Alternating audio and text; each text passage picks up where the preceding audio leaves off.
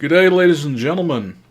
This is going to be the final forecast prediction for the presidential election. I've had some time and some struggles with medical stuff, so I couldn't really upload a lot more.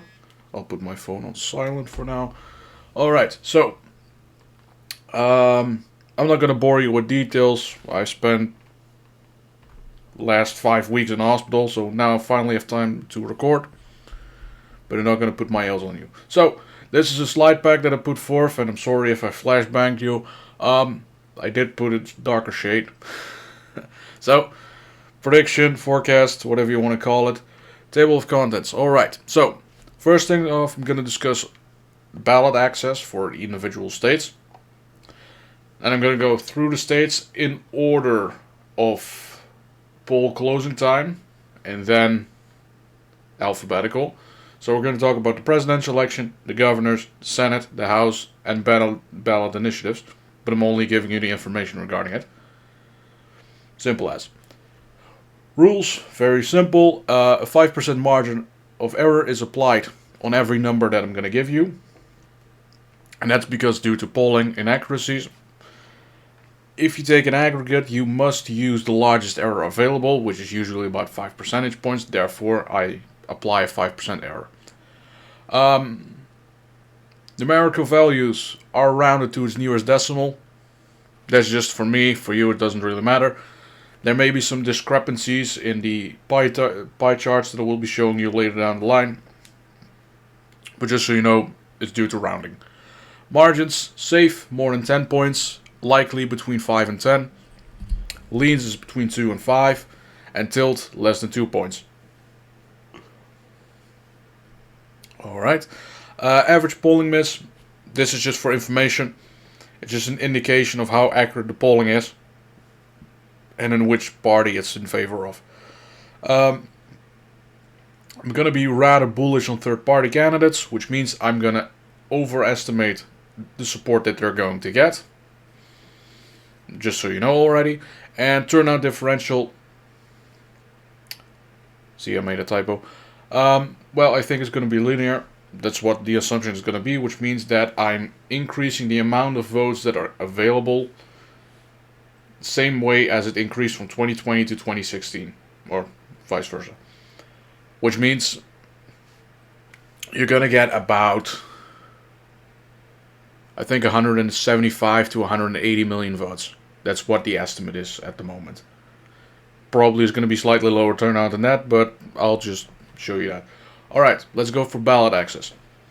Libertarian Party has the most ballot access of all third-party states, and they are not on the ballot in New York City, and they're not on the ballot in Washington, D.C. However, Illinois and Tennessee, they technically are on the ballot, but it's write-in only.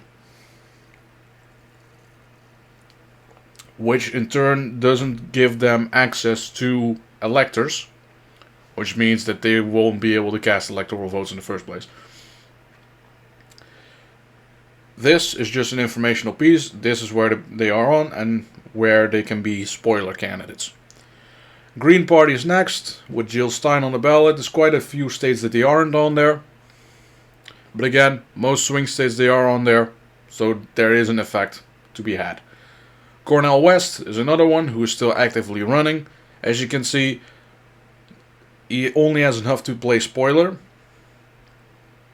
He is on the ballot in Michigan, Wisconsin, Minnesota, North Carolina, and Virginia. And these are the states where he could be a spoiler for Harris. Nebraska second, I think it's way out of reach for Donald Trump, so that's not going to happen. And A.F. Kennedy, quite a few states on there. He technically is capable of getting the presidential election, and he's just hoping to get third place so he can be considered in a possible continued election. That's what his tactic is these days. What do we see here? Well, important states to mention: Wisconsin, Michigan, that's where he's on, and can provide to be a spoiler. Anywhere else, he's not on there, so that's fun. Funny thing to know is that in Washington, D.C., Robert Kennedy is the only third-party candidate that is allowed on the ballot. So, at the end of this slide pack, I have a few charts to show you, and one is a presidential election by census region. So here are the census regions. The Northeast is from Maine all the way to Pennsylvania and New Jersey. The South is what is historically the Confederate territory, minus Missouri, and then the territory of Arizona. It adds DC, it adds Maryland, it adds Delaware. The Midwest is essentially the Rust Belt and some of the Great Plains state, and then the West is basically everything west of Texas. Easy, right? Alright. First state, Georgia. Now, I know that Kentucky and Indiana technically have an earlier closing time, but the thing is, they don't close fully at the same time. So there's this little portion in Appalachia, and then you have the Jackson Purchase area in Kentucky. They don't really close at the same time as the rest of the state, therefore I'm discussing them a little later. So, on the ballot, President, U.S. House, there is no Senate election this cycle. It's 2026 and 2028 for Ossoff and Warnock respectively. There are a bunch of other executive offices, the state legislature, Supreme Court and all that stuff, and there are a few ballot measures. So let's start with the presidential election. This is probably the most important one in the state. So on the ballot we have Harris, we have Trump, we have Jill Stein, and we have Chase Oliver. So your standard four political parties. John McCain won the state by 5 in 2008. Romney won it by almost 8 points. Trump won it again by 5 in 2016. And Biden narrowly, well, we all know what happened in Georgia. By roughly, what was it, 13,000 votes, I believe. So, if you add all the aggregates together here, so in the case of McCain, he was underestimated by 1, Romney was overestimated by 2, Trump was polled accurately in 2016, and in 2020 he was overestimated by 1. So you add it all together, you get 0.5 in favor of the Democratic Party. Current polling on RCP has Trump winning the state by 2.5. So I expect it to go to Donald Trump. I don't think it's going to be above 2. I can't see it happen, but at the moment I'm just going to be respectful here and say it's going to be about 1.8 percentage points in terms of vote. Jill Stein gets 0.3% of the vote, Chase Oliver 1.5%, Trump gets narrowly 50% of the vote, so which means that there isn't really a possibility for spoiler candidates. Let's go to the House of Representatives next. Well, we got 14 congressional districts. 9 of them are safe Republican, 4 of them are safe Democrat, all 4 of them are in the Atlanta metropolitan area. And then you have Southwest in the Southern Rivers interstate region that's likely Democrat, but this is mainly due to gerrymandering, because if you were to do the Southern Rivers as a whole, and you don't go into Central Georgia, you would have an R+5 district, which means that this would be a toss-up, maybe a lean Republican seat. Ballot initiatives, there are 3 on there. 2 amendments and 1 referendum. So the first one is a local option for homestead property tax exemption. Basically allows people, counties, municipalities, school system to opt out of the exemption. I don't know why anyone would do that, because it's basically you're volunteering to pay more in taxes. Next one is a creation of a tax court. Again, do with it what you will. And the final one is a property tax exemption, increasing it from 7,500 to 20,000. So my recommendation would be the referendum, vote yes on that, and the other 2, well, do whatever you want. Next state, Indiana. Presidential election, we got a U.S. Senate election, we got a U.S. House election, of course, and a governor's election. Indiana is one of the few states that actually does it on cycle with the presidential election. Florida used to do that in the 90s and the 80s, and they switched it around. For the rest, there are some ballot measures. So, Indiana, again, we have Trump, we have Harris, we have Chase Oliver, but this time the Green Party doesn't have anything on the ballot. It's Robert Kennedy. So, This is going to be a safe state for Trump, obviously. Obama won it by 1. McCain was polling by +1, so that's a 2-point shift. Romney won it by 10, and here the polling was accurate. Trump won the state by 19 and 16 in 2016 and 2020 respectively. Polling was about the same, so you see with Trump there's a start of the polling errors in the Rust Belt. In this particular case he was missed by 9 and 6. Average error is 2.8 in favor of the Republican Party. Last time I checked polling, Indiana is polling for Trump in 16.5 percentage points, so it's the margin of error that was, or the margin of victory in 2020. So it seems that the polling in Indiana is fixed. Chase Oliver gets about 2% of the vote. Robert Kennedy gets about 3%. Kamala Harris gets 38% of the vote, and Donald Trump gets 57% of the vote, which means that roughly a 19-point victory for Donald Trump. Governors in Indiana, we have Jennifer McCormick, we have Michael Brown, we have Donald Rainwater, and we have Christopher Street. So that's Democrat, Republican, Libertarian, and Independent. Eric Holcomb won in 2016 by 6 points. The Democrat was supposed to win by 3, by the way. So that's a 10-point polling miss. And in 2020, Eric Holcomb won by 25. He was supposed to win by 28. So he averaged it out. It's 2.7 points in favor of Mike Brown in this particular case. Polling has Brown winning the state by 11. I think it's going to be about a 13-point margin of victory. U.S. Senate, we have Valeria McRae against James Banks, and they have Andy Horning as the Libertarian nominee. Joe Donnelly won the state in 2012 by 6. Slight overestimation in that particular regard. Mike Brown won the state by 6 in 2018, and Donnelly was supposed to win there as well. So that's pretty good for the Republican Party in this particular case. A miss of 2.7 points in favor of the Republican Party. Currently, Banks is winning in the polling by about 14 points. I don't think that's going to be a close state. James Banks is easily winning this one. The House, we only have to talk about the 1st District. Everything else is safe. So, 1st District, Frank Mervyn against Randall Niemeyer. And they have Dakota Miskis as a spoiler candidate. Now, here's the funny part about the 1st District. The previous incumbent, which would be Peter Visklowski, he continuously won the state, or the district, by 30 points, 35 for that particular region. Frank Mervyn, in his first election, won by 16. And in the midterms, it's now 6. So this district, Gary, Indiana, is part of the Chicago suburbs, and it's rapidly moving towards the Republican Party. So there is a chance of it flipping, but I think it would be in a midterm if it were to happen. In this particular cycle, no, it's not happening. It leans towards Mervyn as part of the incumbency advantage, I suppose. I haven't seen any polling in this regard. That's rather strange. Normally polling would be more abundant, especially for swing seats like this. So it's a bit strange. One ballot measure.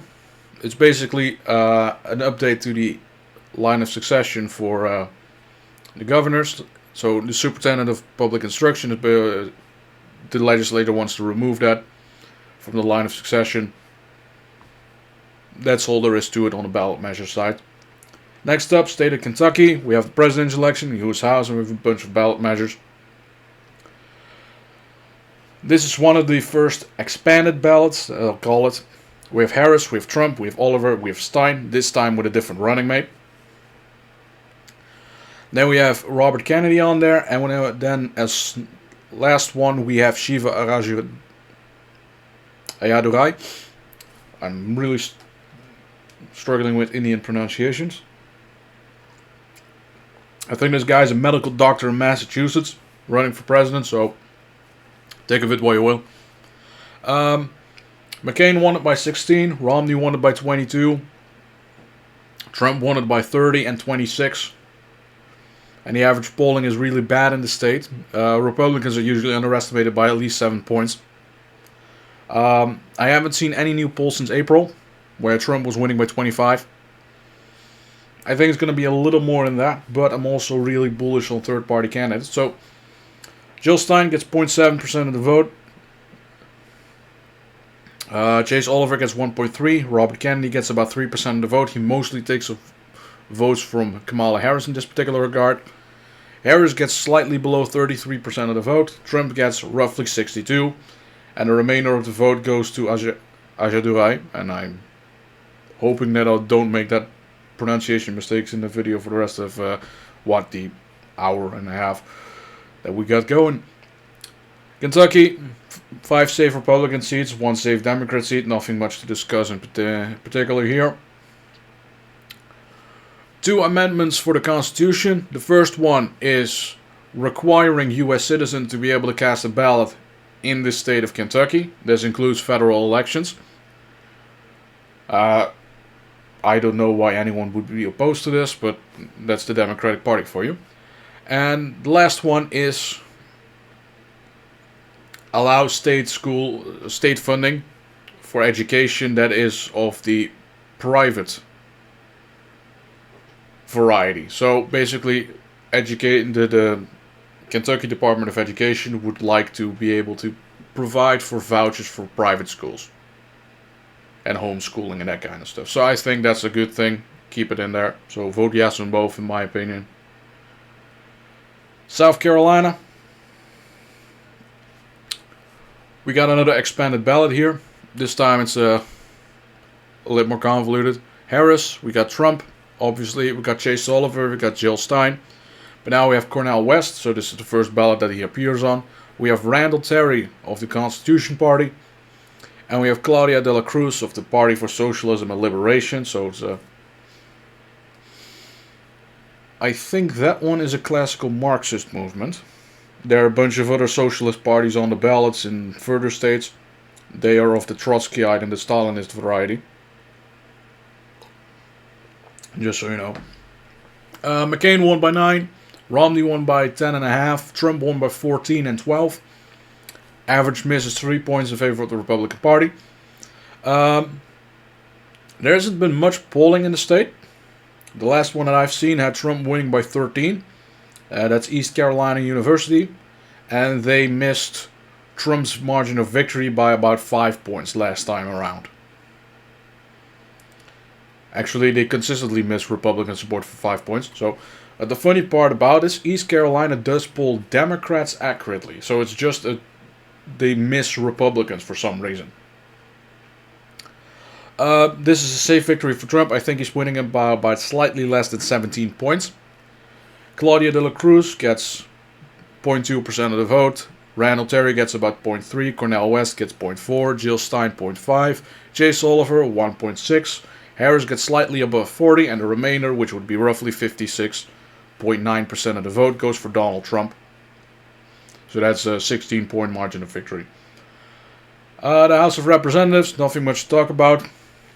5 safe seats for the Republican, 1 for the Democrat, and then Nancy Mace is the only one of the likely Republican seats. She's going to easily win this election this time around. Maybe there can be an argument made that in the next midterm it would be a little closer. Funny thing about this is if you look at the district, and I can put a little laser pointer there. We have this little section here. It looks non-contiguous, but drawing congressional districts in the state of South Carolina, you take the coastline or the Navy coastline with it, so it's about here you end up. And then you find that the district is contiguous, which the entire and half of the coastline is taken part of the first district. So there you go. That's why it's a contiguous district. There's only one ballot initiative for the entire state. Basically, add language to the Constitution that says that only U.S. citizens that are 18 years old can vote in elections. Again, this is a no-brainer. State of Vermont, presidential election. We got a Senate election. We also got a governor's election, but this happens every single cycle. Vermont, first on the presidential level. Well, it's rather easy. We have Harris, we have Trump, we have Cornel West, we have Chase Oliver. We have Claudia de la Cruz. We have Rachel Fruit, which is of the Socialist Workers' Party. This is a Trotskyite movement. And then we have Robert Kennedy on the ballot. So, Obama won it by 8 in 2008. In 2012, he won it by 18. Clinton won it by 30. Biden won it by 26. Average polling favor is in favor of Democrats by 0.3. Here's the funny part. Barack Obama is doing bad in the state of Vermont because he's black. No, it's literally. No, that's literally it. The Republican Party tends to be in favor of winning the gubernatorial election this century. And it's funny because the worst defeat that the Republican Party had in the gubernatorial election was by 15 points, and that's when he nominated a black guy.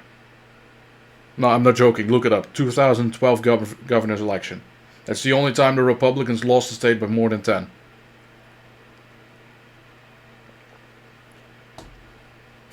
Not joking. Alright, we only have one poll in the state of Vermont. University of New Hampshire, which is Harris winning by 41 points. This is not under any circumstance going to be a state that's going for the Republican Party. Thanks to all those fucking New Yorkers moving in. Fruit, De La Cruz, they both get about 0.2% of the vote. Oliver gets 1.5 points. Cornel West gets 2. Kennedy gets 3. Trump gets about 31% of the vote. Maybe you can argue he gets close to 33. Harris gets the remainder, so that's at least 60% of the vote. For the governor's election, here we go, governors. We have Phil Scott, the incumbent. We have Esther Charlton, whatever, being the nominee of both the Democrat Party and the Vermont Progressive Party. There we have June Goodband, no picture available, for the Green Party, and then we have 2 independents running for the state as well. Phil Scott won in 2018 by 15 points. He was underestimated by 5. In 2020, he won by 41. And now in 2012 or 2022, he won by 47, so close to 50. Average polling miss, 7.5 points in favor of Phil Scott in this regard. There's only one poll in the state. Again, University of New Hampshire. He's winning by 28 points. Funny thing about this is that they missed Scott's margin of victory by 30 points last time around. So they had him winning by about 15 in 2022. Won by 47. Take it with a grain of salt, I suppose. I don't think that the University of New Hampshire quite fixed their polling in this regard. Is it going to be more than 40 this time around? I don't see that happening. I think it's going to be a little bit more for the Democrats. But it's still going to be 38 points. Senate, well, we have Bernie Sanders, of course, running against Gerald Malloy, the Republican. Now we have 4 independent candidates. Greenstein, Chauville, Hill, and Barry. 2 of them didn't provide a picture, so they are represented by the blank portrait. Sanders, well, he won by 46 in 2012. In 2018, he won by 40. And now he's leading by 41, so don't really have to discuss anything here. Vermont, safe seat. Virginia, this is going to be one of the surprising ones this cycle. Bunch of things to discuss here. Let's start with presidential election. Harris, Trump, we have Jill Stein, we have Chase Oliver, Claudia De La Cruz, and Cornel West. Robert Kennedy is not on the ballot. Obama won it by 6 in 2008. Won it by 4 in 2012. Clinton won it by 5. Biden won it by 10. Average polling miss is slightly in favor of the Republican Party, but polling in the state is relatively accurate. Harris is currently leading by 6, and I think that's going to be roughly the margin of victory at this point in time. You can make an argument that this could be a sleeper flip, but I don't see any polling that would justify this at the moment. So, De La Cruz gets 0.2% of the vote, West gets 0.8%, Stein gets about 1%, Chase Oliver gets 2.5%, Trump, he gets stuck at roughly 45% of the vote in the state of Virginia, and Harris gets 51% of the vote in this particular example. The Senate, well, it's going to be a safe victory for Tim Kaine. He's running against Hung Cao, which is a Navy veteran, probably one of the strongest candidates that the Republicans have put up. It's just too bad that he's running in Virginia. Kane won by 6 in 2012, and in 2018 he won by 16. Polling is usually in favor of Kane when it comes to a polling miss. Currently we have Kane plus 12 in polling. It's going to be about 14 points margin of victory. In terms of the House of Representatives, we have 4 safe Democrat seats, we have 4 safe Republican ones, and then the 10th district is likely Democrat. This is coincidentally the district that Hung Ka almost won in 2022. So, the first one, the 2nd district, which is Virginia Beach. Jen Kiggins, she's running for re-election. She won last time around, kicking out one of the January 6th committee members, Elaine Luria. She's running against Missy Smazel, whatever. Sounds a little Hispanic. And there's an independent candidate, Robert Reed, on the ballot as well. Currently, polling has Kiggins winning slightly. I think it's going to be a little broader of a margin. I think it's going to be roughly between 2 and 5. I don't really care about the the number itself in this particular regard, as is for most House of Representative seats. So, Kiggins winning. And this is going to be the 7th district. This is Spanberger's seat. She's running for the governor next year, so that's why the seat is vacated. So, we have a Ukrainian military official running for the Democratic Party. And then we have Derek Anderson, who ran in 2022. He's running for the Republican Party again. Spanberger won by 5 in the midterms. The presidential election, she won by 2. So, there's not much else to discuss about this particular race. This is one you should keep in mind on election eve, because if this seat goes for the Republicans, it's basically an early indicator that Donald Trump is winning the election. Just so you know. I think Vindman is going to win. And it's going to be a real sad day for American independence. Virginia, there's one ballot initiative, and that's property tax exemption for veterans and their spouses in the case that the husband died in the line of duty. That's all there is to it. Alright, so next up for poll closing times. I think we're now at 7 p.m. Maybe 7:30. I don't know. I should have put in the introduction slide for that. Whatever. North Carolina. This is another one of those important swing states. This gives you an indication of what the election is going to be on the evening of. Presidential election, governor's election as well. This is another one of the states that has its own cycle, and there are a few ballot measures. So first, the presidential election. Harris, Trump, we have Constitution Party with Randall Terry, we have Jill Stein, Chase Oliver, and Cornel West. Obama won it narrowly in 2008. Romney won it by 2 in 2012. Trump won it by 4 and by 1.5 in 2020. In all cases, Republican Party was underestimated, with the exception of 2008, which was a giant wave election against the Republican Bush movement. Current polling has Trump winning by 0.9. I think it's going to be a little wider than that. I think Trump is going to win by narrowly below 3 points. So it leans towards him. He is going to get above 50%. So that's going to be the first time that Trump gets more than 50% in the state of North Carolina. And the last time. Chase Oliver gets 1.5. Cornel West gets about half. Stein gets 0.3. Terry gets 0.2, and the rest goes to Harris, so that's slightly above 47% of the vote. Governor's election. Josh Stein, the Attorney General, is running against Mark Robinson, the Lieutenant Governor. Then you have Vinnie Smith for the Constitution Party, Mike Ross is Libertarian, and Wayne Turner is the Green Party. Roy Cooper won it by 0.2 in 2016, slightly overestimated. Then he won by 4.5 in 2020, where he was supposed to win by 10. So there's a giant polling miss in favor of the Republican Party, about 3.5% of the vote. However, Mark Robinson has completely collapsed in the polling due to scandals. It's currently Stein plus 15, so Stein is going to win by about 10 points.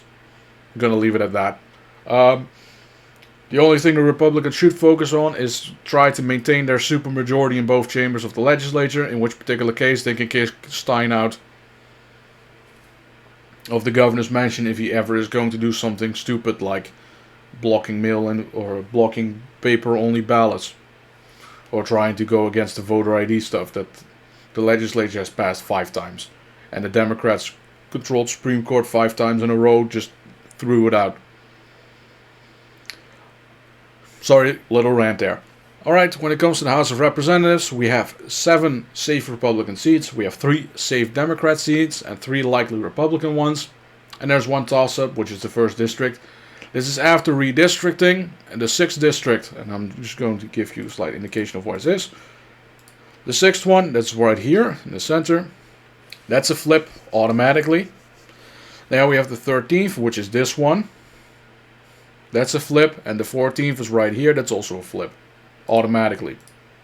This is the first one.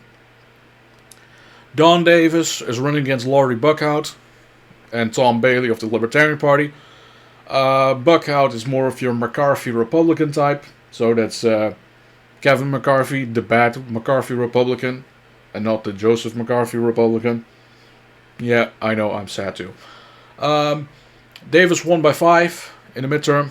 Butterfield won by 8 in the last presidential election.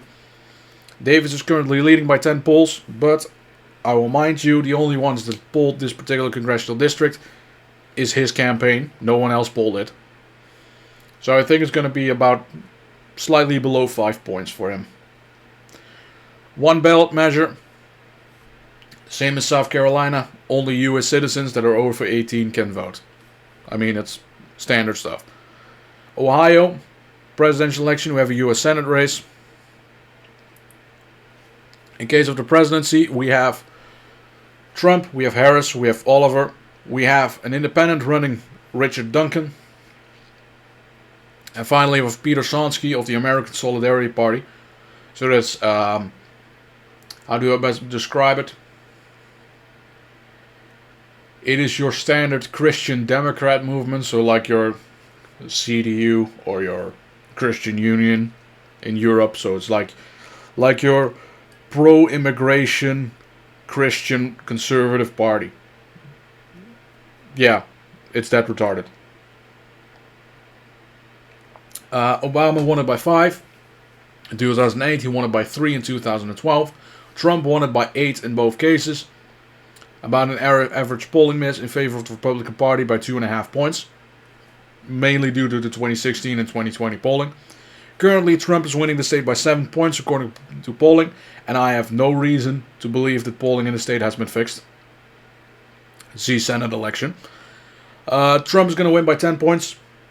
But it's going to be either below the threshold for a safe victory, or it's going to be slightly above the threshold. I don't know yet. I don't feel like digging into the numbers further, especially since I'm going to be in the hospital for the rest of the week.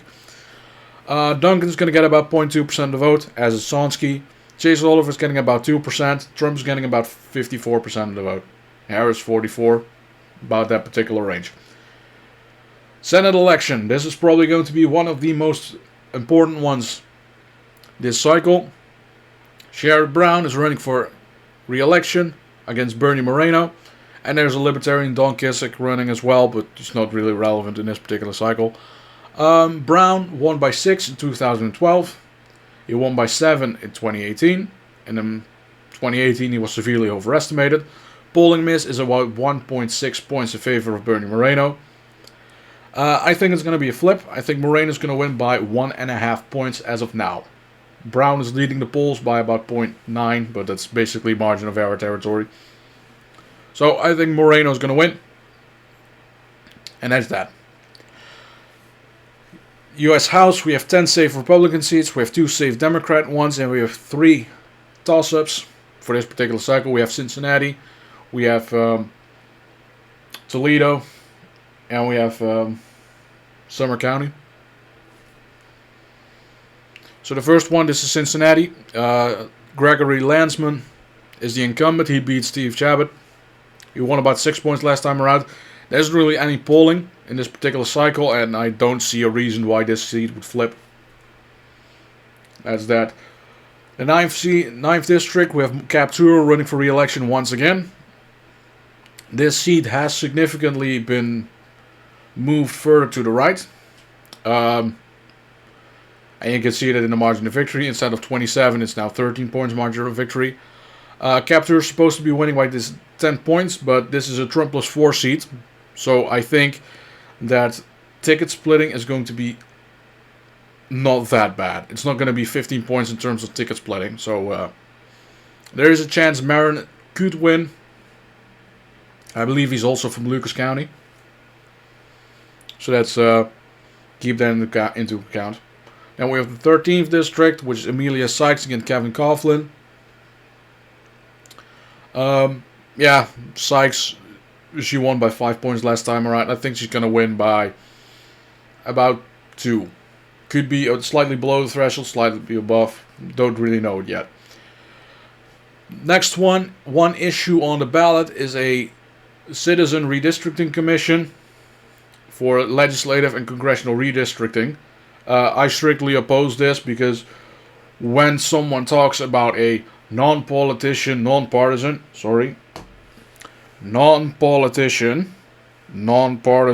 we get the same thing as California, which draws districts ridiculously in favor of the Democratic Party. So that's essentially what's going to happen here. So instead of having a Republican-controlled legislature drawing the district, we have a 60-40 state that votes Republican draw the districts. It's the same thing. Just leave it as is. West Virginia, this is another important one. We have a Senate election, we have a governor's election, and a bunch of other things. Harris, Trump, Oliver, Jill Stein, and Robert Kennedy are on the ballot. McCain won it by 13, Romney won it by 27, Trump won it by 42 and 39. As you can see, the average polling miss is quite hefty in this particular state. It's about 12 points, and that's due to a realignment in the state, where all the ancestral Democrats are basically switching to the Republican Party because they don't want to be associated with a bunch of communists. So you can expect that polling is going to remain inaccurate for at least the rest of the decade. Currently, Trump is winning the polling by about 27 points, but there hasn't been anyone since April. So I think it's going to be quite a hefty victory. This is probably going to be the largest margin of victory, even greater than Wyoming. That's how bad it's going to be for the Democratic Party. Trump is going to win this by about 46% of the vote. A margin of victory of 46%. So Trump gets 68, Harris gets about 22, Kennedy gets about 6, taking away mostly votes from the Democrats. Oliver gets 3, Cornel West gets about 1. The governor's election. Governor Justice is term limited, so he's leaving office. James Justice won by about 7 points in 2016. And in 2020 he won by 35. Which is rather funny because once he won as a Democrat, then he won as a Republican. So you can kind of see what the polling miss is doing here. The miss is 6 points in favor of the Republican Party. Morrissey is currently leading by 14. I think it's going to be about a 20 points victory for Patrick Morrissey. Which is good because he's going to be a really good governor.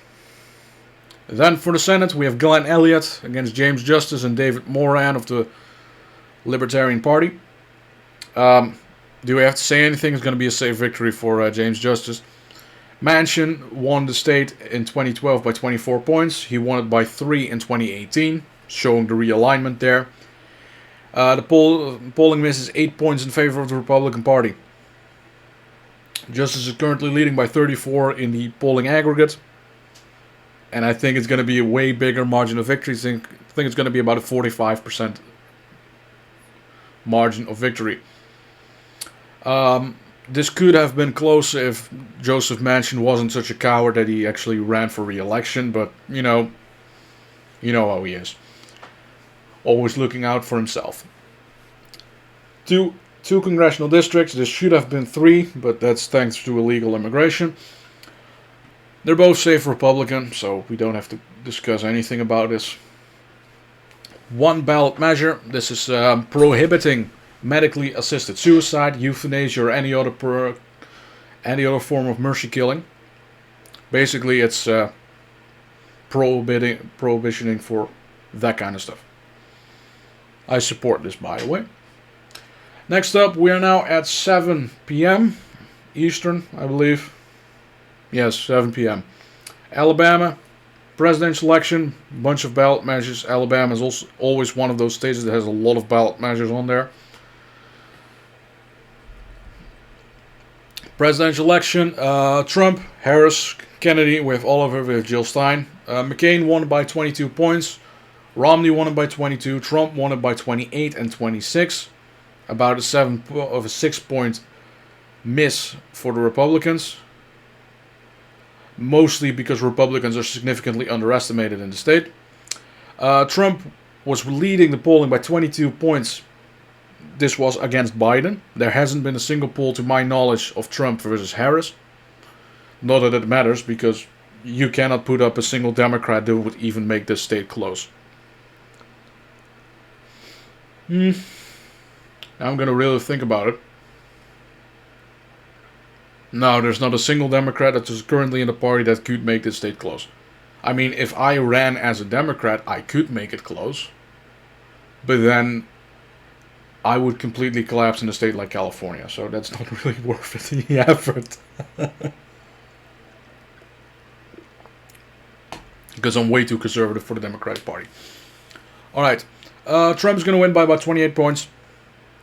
Margin of victory. So he gets 62% of the vote. Stein, Oliver get both about 1%. Kennedy gets about 2%. Again, taking away mostly votes from the Democrats. Harris gets the remainder. House of Representatives. 5 safe Republican seats. 1 safe Democrat and 1 likely Democrat. I'm not going to discuss it because it's going to be like... I even forgot who the guy was. Figures. I think that's his name. It's like Obama cabinet level guy. You know what it is. The cult of Obama continues.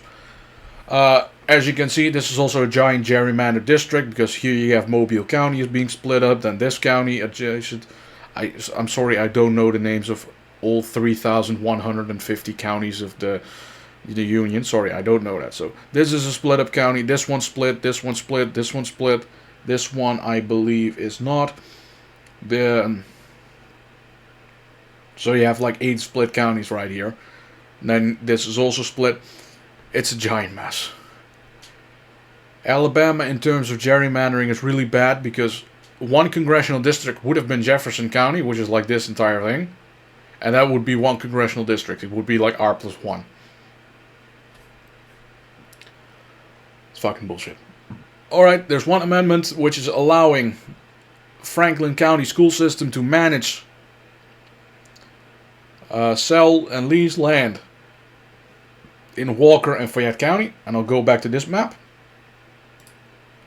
Franklin County is about here, roughly. Walker and Fayette, they're about here. So I don't know what they're doing there. It's not even part of the schools district, so I'm befumbled. Connecticut, not much to discuss because it's all going to be safe, whatever. Obama won it by 22 in 2008. He won it by 17 in 2012. Clinton won it by 14. Biden won it by 20. Polling miss, kind of accurate. Depends on who you're running. In the case of Clinton, was accurate. In the case of Obama, they significantly underestimated him. In case of Biden, they significantly overestimated him. Funny how that works. Harris, Trump, Stein, Oliver, and Kennedy are on the ballot. I think Harris is going to win it by about 16 points. So it's between Obama and Clinton margins of victory. She's not going to do as great as Obama, but she's not going to do as bad as Clinton. That's just how it is. Trump's going to get roughly about 40% of the vote. Kennedy gets 3. Oliver gets 1. Jill Stein gets about 0.5. The rest goes to Harris. Senate election, we don't have to discuss much. It's Chris Murphy, Mr. Gun Control himself, against Matthew Corey of the Republican Party. Now with Robert Hyde and Justin Paglino, whatever, Italian. It's not my strong suit either. Murphy won by 12 in 2012. He won by 20 in 2018. Polling is kind of getting more accurate in the state of Connecticut, at least in terms of the Senate election. Murphy won by about is currently leading by 16 points. I think he's going to win by about 20. About that particular range. House of Representatives, nothing to discuss here. We have the 2nd and the 5th district. So the 2nd is the one on the right. The 5th is the one on the left. And as you can see, this is also a map that's gerrymandered to shit. Funny thing about this is, Connecticut at the end of the year is adopting a different kind of organizational structures. So instead of counties, it's going to be developmental regions. So they're going from 8 counties to 9 regions. And main difference is going to be in the south. Which I can think that you could completely destroy the argument of gerrymandering in that particular case. But no, it's going to be just as bad, if not worse. One ballot measure. Basically, they want to go the way of Washington, which is everyone votes by mail. That's essentially what the amendment is going to be. So, at least they're going through the legislative route instead of going through the executive route like they did in 2020. And thus making the election in the state of Connecticut completely illegal. But that's just that. Also, I don't know, what's the guy's name? The mayor. Rudy Hakeem? No. I think that's the congressman from Indiana. There was this one mayor in like 2022 who was stuffing the ballot boxes.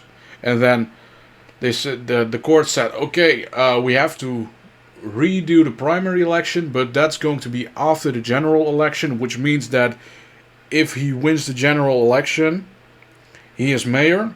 But if he were to lose the primary election, that was going to be redone afterwards, then the winner of the primary would then be installed as mayor. And I'm just looking at it and saying, in a normal country, if you get caught stuffing the ballot box, you would be disqualified.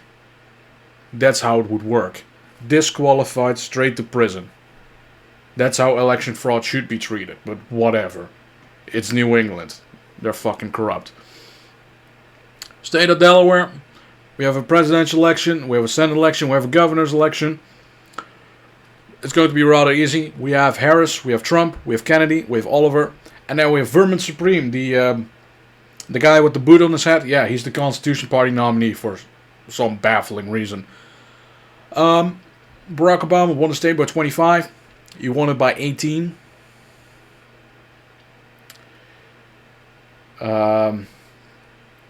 In 2012, I'm sorry, I had a brain fart there. 2016, Clinton won it by 12, and Biden won it by 19, so that's kind of bringing back the Obama nostalgia. Polling is kind of accurate. Really depends on who you put up. Harris is currently winning the state by 20. I don't think that's accurate whatsoever. I think Harris is going to win by about 16 points. Once again, between Clinton and Obama. That's what the expectation of performance is going to be for Kamala Harris.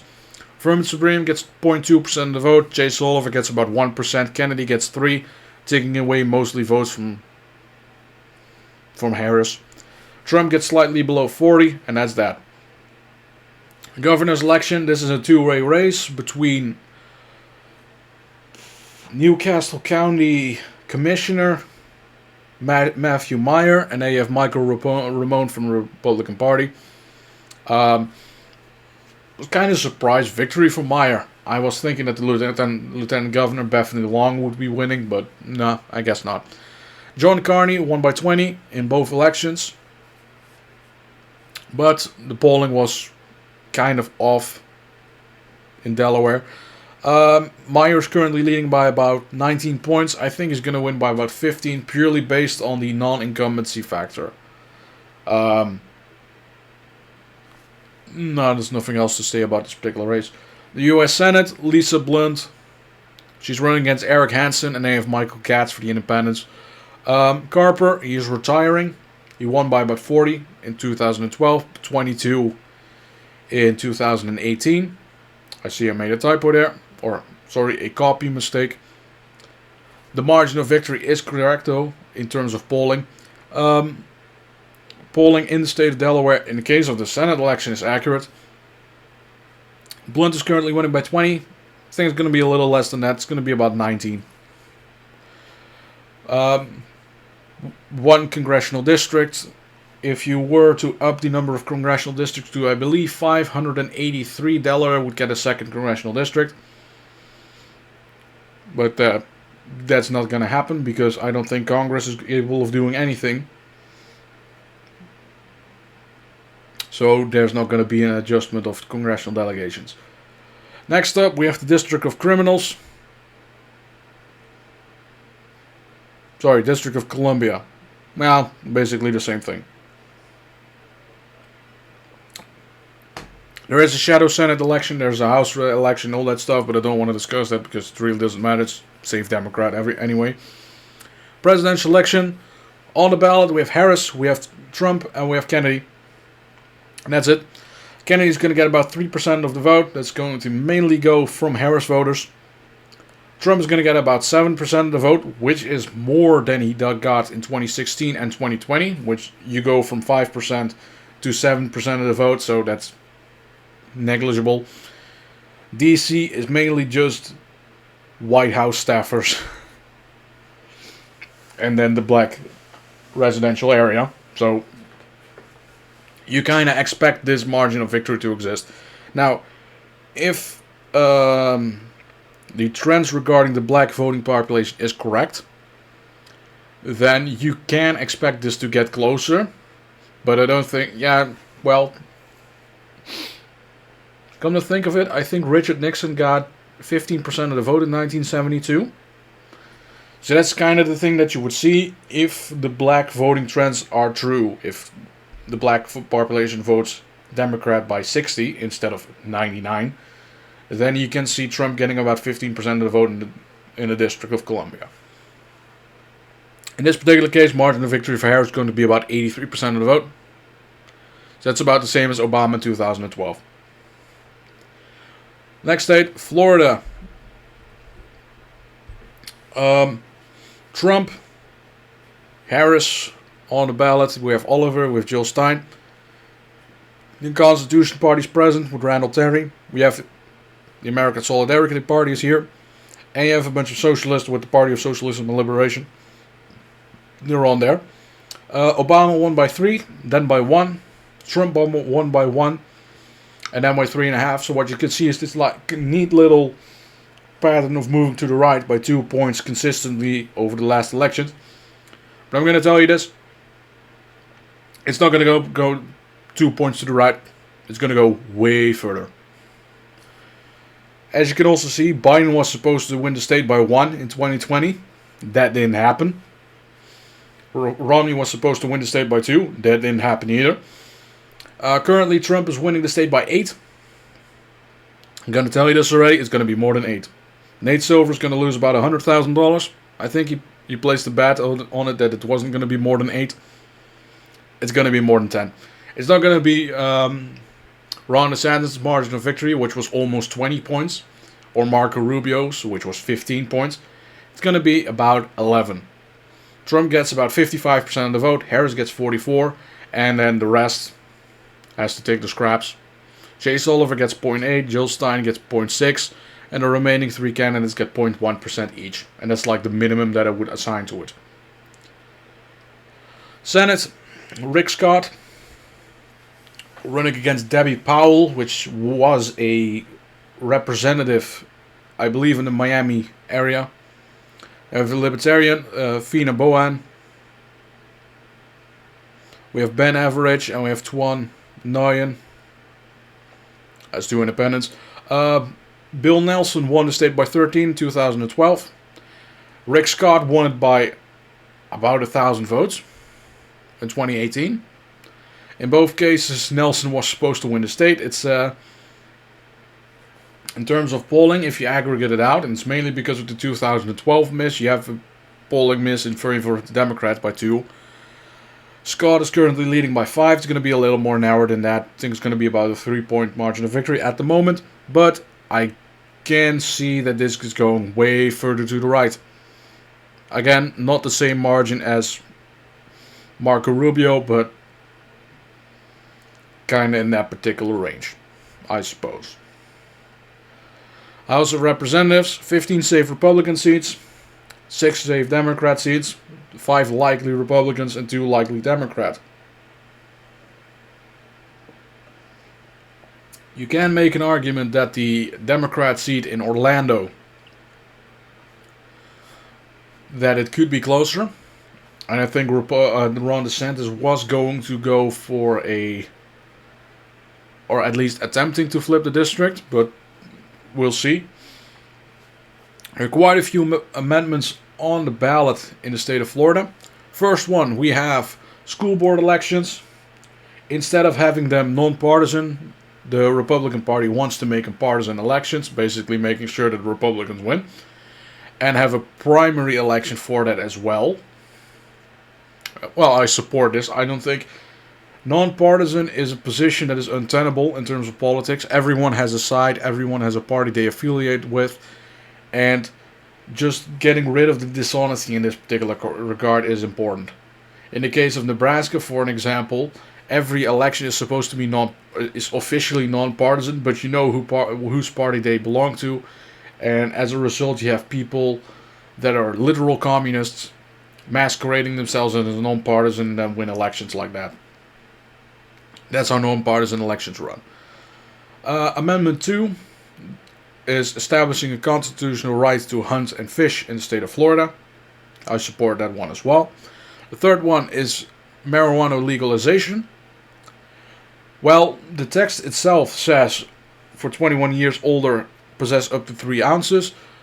Funny thing about this is the amendment also makes way to, essentially the way that the language is written is that you cannot be kicked out anywhere. So there's no legal authority to create a marijuana-free zone.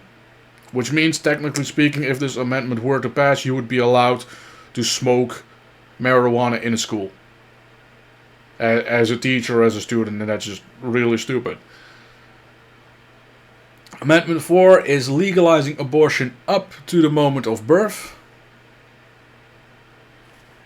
Just so you know. Which is funny because Tim Walz goes around and says, oh yeah, we're not the radical ones, we want reasonable abortion restrictions. Anyway, let's introduce an abortion right to abortion up to the moment of birth in the state of Minnesota. And then Gretchen Whitmer does the same in Michigan. And then and now we have Florida, where the Democrats are using a ballot measure to try and get abortion up to the moment of birth. Constitutional Amendment number 5 is inflation adjustment for homestead property tax exemption. Basically, every single year you have currency inflation, the value of your property goes up. And what they want to do is the property tax exemption, that particular bar, raises along with inflation. So it's trying to keep the economic situation of everyone stable. I support this one. And then number 6 is repeal of public financing for state campaigns. Basically, it removes any state funding for your political campaigning, which makes campaigns more reliant upon investors and donors. Take it what you will, I don't really care about it either way, because politicians are corrupt regardless of whether you take money from corporations or not. Next up, state of Illinois. We have the presidential election, U.S. House, and ballot measures. It's not much to discuss in this particular state, so we'll just go rapidly through it. We have Harris, we have Trump, and we have Kennedy on the ballot. You can write in candidates, but they are not eligible to get electors, so it's not really a point of voting for them. Obama won by 25 in 2008, and then Biden, Clinton, and Obama won by 17 points in 2012 through 2020. So it's remarkably stable regardless of how the political environment moves. Nowadays, I think it's going to move slightly to the left. Harris is currently winning the state by 16. I think she's going to win by about 18 points. Kennedy gets 3% of the vote. I think that's mostly going to come from Harris voters. Trump gets about 40%. Harris gets the remainder.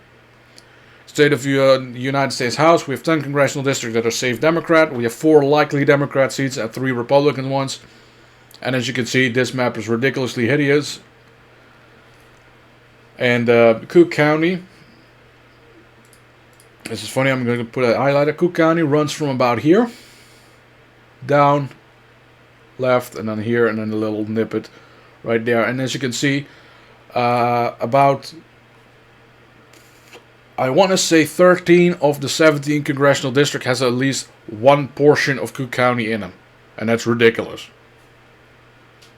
So this is an example of a gerrymandered map. Especially this thing and this seat. It's ridiculous. Alright. 3 ballot measures. We have assisted reproductive health care. Basically what it does is the state is now funding IVF. The state is funding health insurance for anyone in the state of Illinois. Then you have income tax, which essentially is an advisory committee to investigate whether to increase the income tax by 3% for anyone making more than $1 million. No one's going to pay that. Come on. It's stupid. And the last one is creating civil penalties for anyone who attempts to interfere with official workers' election worker duties. It is written way too vaguely for me to even consider what the hell it's supposed to be. Essentially, I think what it's going to be is if you ask a poll worker as an observer whether you're allowed to be in or not, they would probably see that as a civil penalty. So this is basically trying to criminalize election integrity provisions. So the bifurcation goes deeper. Democrats in Chicago want to continue cheating, and anyone who attempts to interfere with that cheating is going to be sentenced to prison. That's essentially what this sends a message to. But that just may be a little bit of paranoia creeping in. Next up, state of Maine. And I think we're about, I hope, halfway through.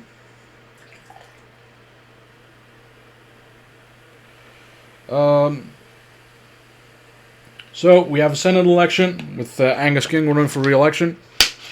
There are no ballot measures for the state. Not that it matters.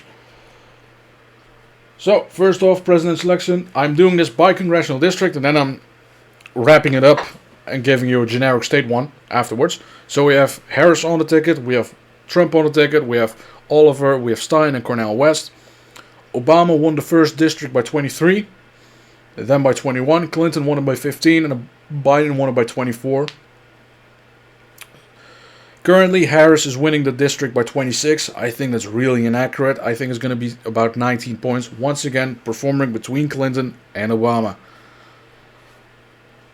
Trump gets about 40% of the vote in the district. Harris gets about 58. The rest for scraps goes for Oliver, Stein, and West. Second district, this is basically the mirror opposite. Obama won it by 11 and by 9. Trump won it by 10 and by 7. Currently is winning the polling by 7 in the district. But the average polling miss is 7 points in favor of Donald Trump.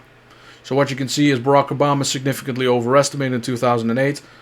Trump was underestimated by 10 in 2016.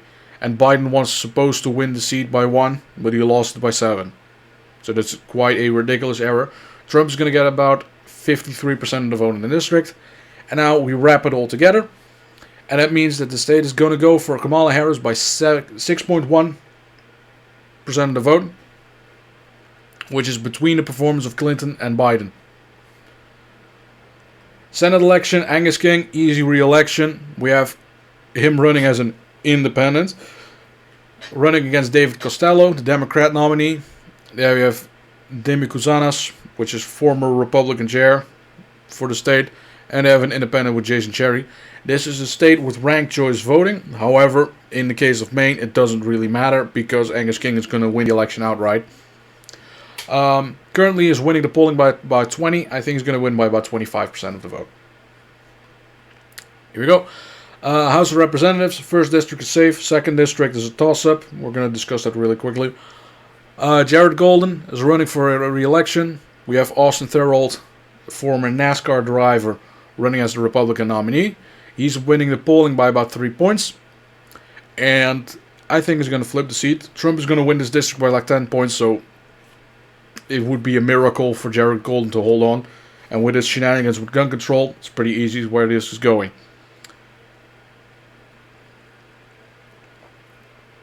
So, on the ballot, there are two options listed, Golden and Therold. However, there's also a write-in candidate, Diana Miranda, who's also running. It's not going to be of any concern in this election, so just keep that in mind. Ballot measures, quite a few. We have one contributing, limiting that's what you get for having a fucked up brain. Limiting contributions to super PACs. Basically creating a $5,000 cap to donating to political action committees. Then there is a bond issue, several ones. And I forgot the title for the number 4 and 5, whatever. There's one for science and technology research, basically authorizing $25 million in bonds for public and private institutions, mainly for innovation. I don't think the state should be doing anything with that, but whatever. Then there's one for historic community, basically restoring community buildings, about $10 million. Then there's one authorizing $30 million for bonds for the maintenance of outdoor trails, so basically your national park system or your state park system in this particular regard. And the last one is apparently the Democrats didn't like the state flag.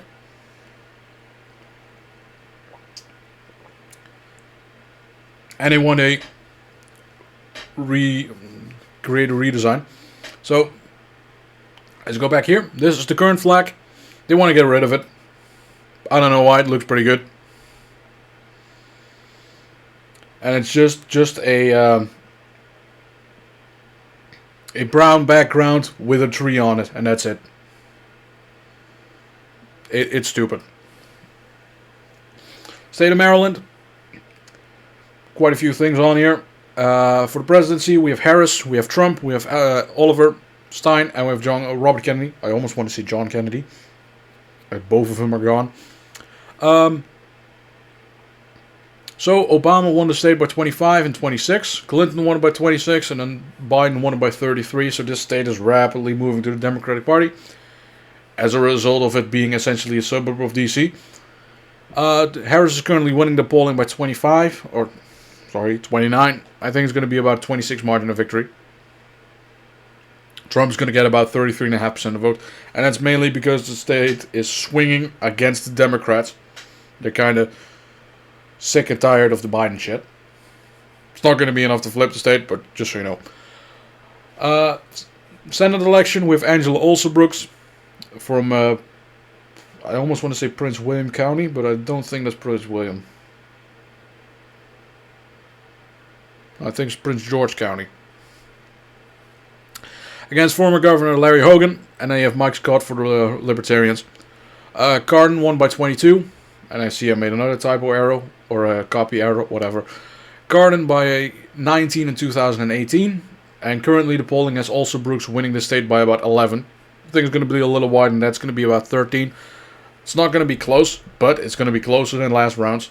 Mainly because Larry Hogan is technically a popular governor, but governor's elections don't have any form of predictive value in terms of federal elections. If that were the case, then Mitt Romney would have won Massachusetts in 2012 and would have been elected president of the United States. Well, that didn't happen, naturally. Maryland, 1 safe Republican seat, 6 safe Democrat ones, and 1 likely Democrat ones, and you can see the gerrymandering at work again. 1 ballot, reproductive freedom. Once again, it's the same thing as in Florida. It's legalizing abortion up to the moment of birth. This one is going to pass. Don't even bother. It's just the Democratic Party showing the genocidal roots once again. State of Massachusetts. President, Senate, ballot measures. Harris, Trump, Oliver, Stein. Here we go. Ajadurai. Nailed it. And De La Cruz are on the ballot. Obama won it by 26 and 24. Clinton won it by 28. And then Biden won it by 34. Currently, Harris is polling at 28.5 points. I think that's about on point for what the margin of victory should be. Harris gets 62% of the vote. Trump gets about 33.5%. And then the rest fight over the scraps. Senate election. This is one more head-to-head Senate election. That's basically the only head-to-head left. No, Washington is there and California, but those two have a top 2 system, so that doesn't really count. Elizabeth Warren and John Deaton are running. Warren is leading the polling by about 23. She's going to win by about 24% of the vote. 2012 was a little closer because of a Republican incumbent, but that's about it. 9 safe Democrat seats, and once again you look at this map and you start to vomit because of the gerrymandering. See, it's okay when the Democrats do it, right? 5 ballot measures. This time they couldn't fit on a single slide. We have 1 to authorize the state auditor to audit accounts, programs, activities, and functions of all departments, offices, commissions, institutions, and activities of the state legislature. Which means that the state auditor becomes essentially the most powerful individual in the state. How could this possibly go wrong? Question 2, repeal competency assessment requirement for high school graduation. Basically, they go the way of Massachusetts Massachusetts is going the way of Minnesota and Oregon, saying that school tests are racist and we need to get rid of them. Again, how could this possibly go wrong? Question 3, unionization and collective bargaining for transportation network drivers. Essentially, it gives them the right to unionize. Requires the state to oversee the negotiations, making sure that the unions are now incorporated into the state apparatus, and the Democrats call Republicans Nazis. Requiring collective bargaining agreements to be approved by at least a majority of employees that make 100 trips in the previous quarter. This is just convoluted trash. Who cares? 4, legalizing and regulation of psychedelic substances. Basically all of them. You can now, if it were to pass, if you're 21 years, you can grow, possess, and use personal amounts of psychedelic substances. There's a 15% tax on it. And they can regulate operations, manner, places, times where you can use them. And there's a possibility for each individual municipality to levy an additional tax of 2%. Which would completely destroy the industry, so I'm all for it. Because if there's one thing that you can do to destroy the drug crime, or in this particular drug use policy, is to completely tax it into oblivion and no one's going to use it anymore. See California, where it's somehow not profitable to grow weed. I don't know how you do it. And the final one is minimum wage for tipped employees. which is essentially raising the minimum wage of like waitresses and that kind of stuff until the state minimum wage is reached in 2029, but continue to permit tipping. This last portion was really one thing that the legislature was struggling over with, because the initial proponents of the minimum wage were opposed to the process of tipping. So the initial draft of this was raise the minimum wage but ban tipping for some stupid reason. Next up, Mississippi. Presidential election, Senate election, House. We don't have to talk about much here. This is a wide ballot. 9 candidates are on there. Harris, Trump, Randall Terry of the Constitution Party, Jill Stein, Chase Oliver. Again, we have Ajay Durai here. We have Claudia De La Cruz, we have Robert Kennedy, and we have Peter Sonsky. Wrapping it up, so that's 9 candidates. McCain won by 13, Romney won by 12, Trump won by 18 and 17 respectively. Current polling has Trump winning by 18. I think it's going to be a little closer than that. It's going to move a little bit to the Democratic Party. Trump's going to win the state by about 15 points. Getting 56% of the vote, roughly. For the Senate, we have Roger Wicker as an incumbent running against Ty Pinkins. Another copy error I see. You know, if you're reviewing the material, you don't see him, and now you see him. It's funny how that works. Wicker won by 17 and 19 in 2012 and 2018 respectively. He's currently leading the polling by about 17 points. Going to be a little wide in that. He's going to win by about 20. House of Representatives, 3 safe Republican seats, 1 safe Democrat one. I mean, I can organize it in such a way that I can make it a 3 safe Republican and 1 swing. If you were just to take every county adjacent to the Mississippi River and then try to increase the compactness, you would have a Republican seat. Funny how that works. Missouri, quite a lot on the ballot there. And I see we're only a third in the way through. Presidential election, Senate election, House, Governor, and a bunch of ballot measures. So, on the ballot, the standard 4, Harris, Trump, Stein, and Oliver. McCain narrowly won the state in 2008, mainly thanks to Sarah Palin. 2012, Romney won it by almost 10. Trump won it by 19 and 15 respectively. Trump is currently winning in the polling by 10 points, but then again, there's been only one poll in, I believe, July, so it's not really accurate in this particular regard, and there's a significant polling miss in terms of the Republican Party, so I think Trump is going to win the state by about 18 points, which is going to be akin to his margin in 2016. Trump's going to get about 57-58% of the vote. For the Senate Governor goes first. Crystal Quaid running against Michael Keogh, the Lieutenant Governor. We have Paul Lehman for the Green Party and Bill Slants for the Libertarians. Greitens won by 6 in 2016. Mike Parson won by 16 in 2020. Keogh is currently winning in the polling by 16 points. I think he's going to win by about 23-ish.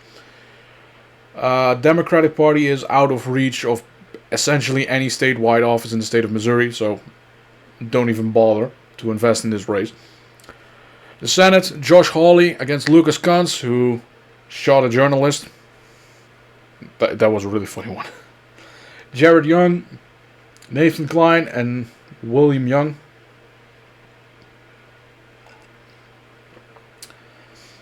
Claire McCaskill won the seat by 16 in 2012. Josh Hawley won it by 6, flipping the seat in 2018.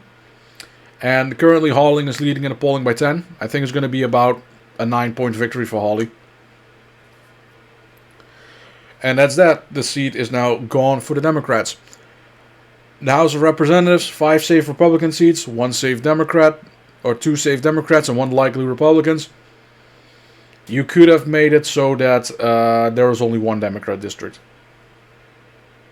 But the Republicans didn't have the guts to do it. 3 amendments. You'll see there's quite a bit more. 6. So Amendment 1 was done during the primary election, which is already passed, so that's not really there. As the same goes with Amendment 4, that's already done. Amendment 2, sports betting, legalizing sport wagers in the state of Missouri. That's that.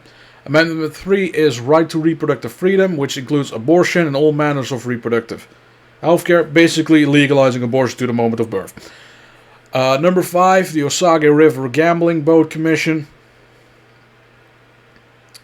Basically, issuing one more license to operate on a portion of the Osage River, from the Missouri River to the Bagnell Dam.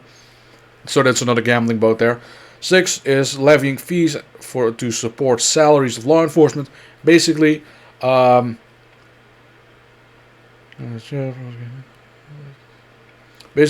if you come into contact with the law, you have a fee to pay, and that fee becomes then to support the salaries of sheriffs, retired sheriffs, attorneys, circuit attorneys, and all that stuff, right?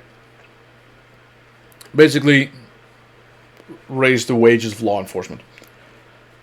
7, Amendment 7 is quite a hefty one. It is one requiring that U.S. citizens are 18 years old before they can vote, and it prohibits non-U.S. citizens from voting.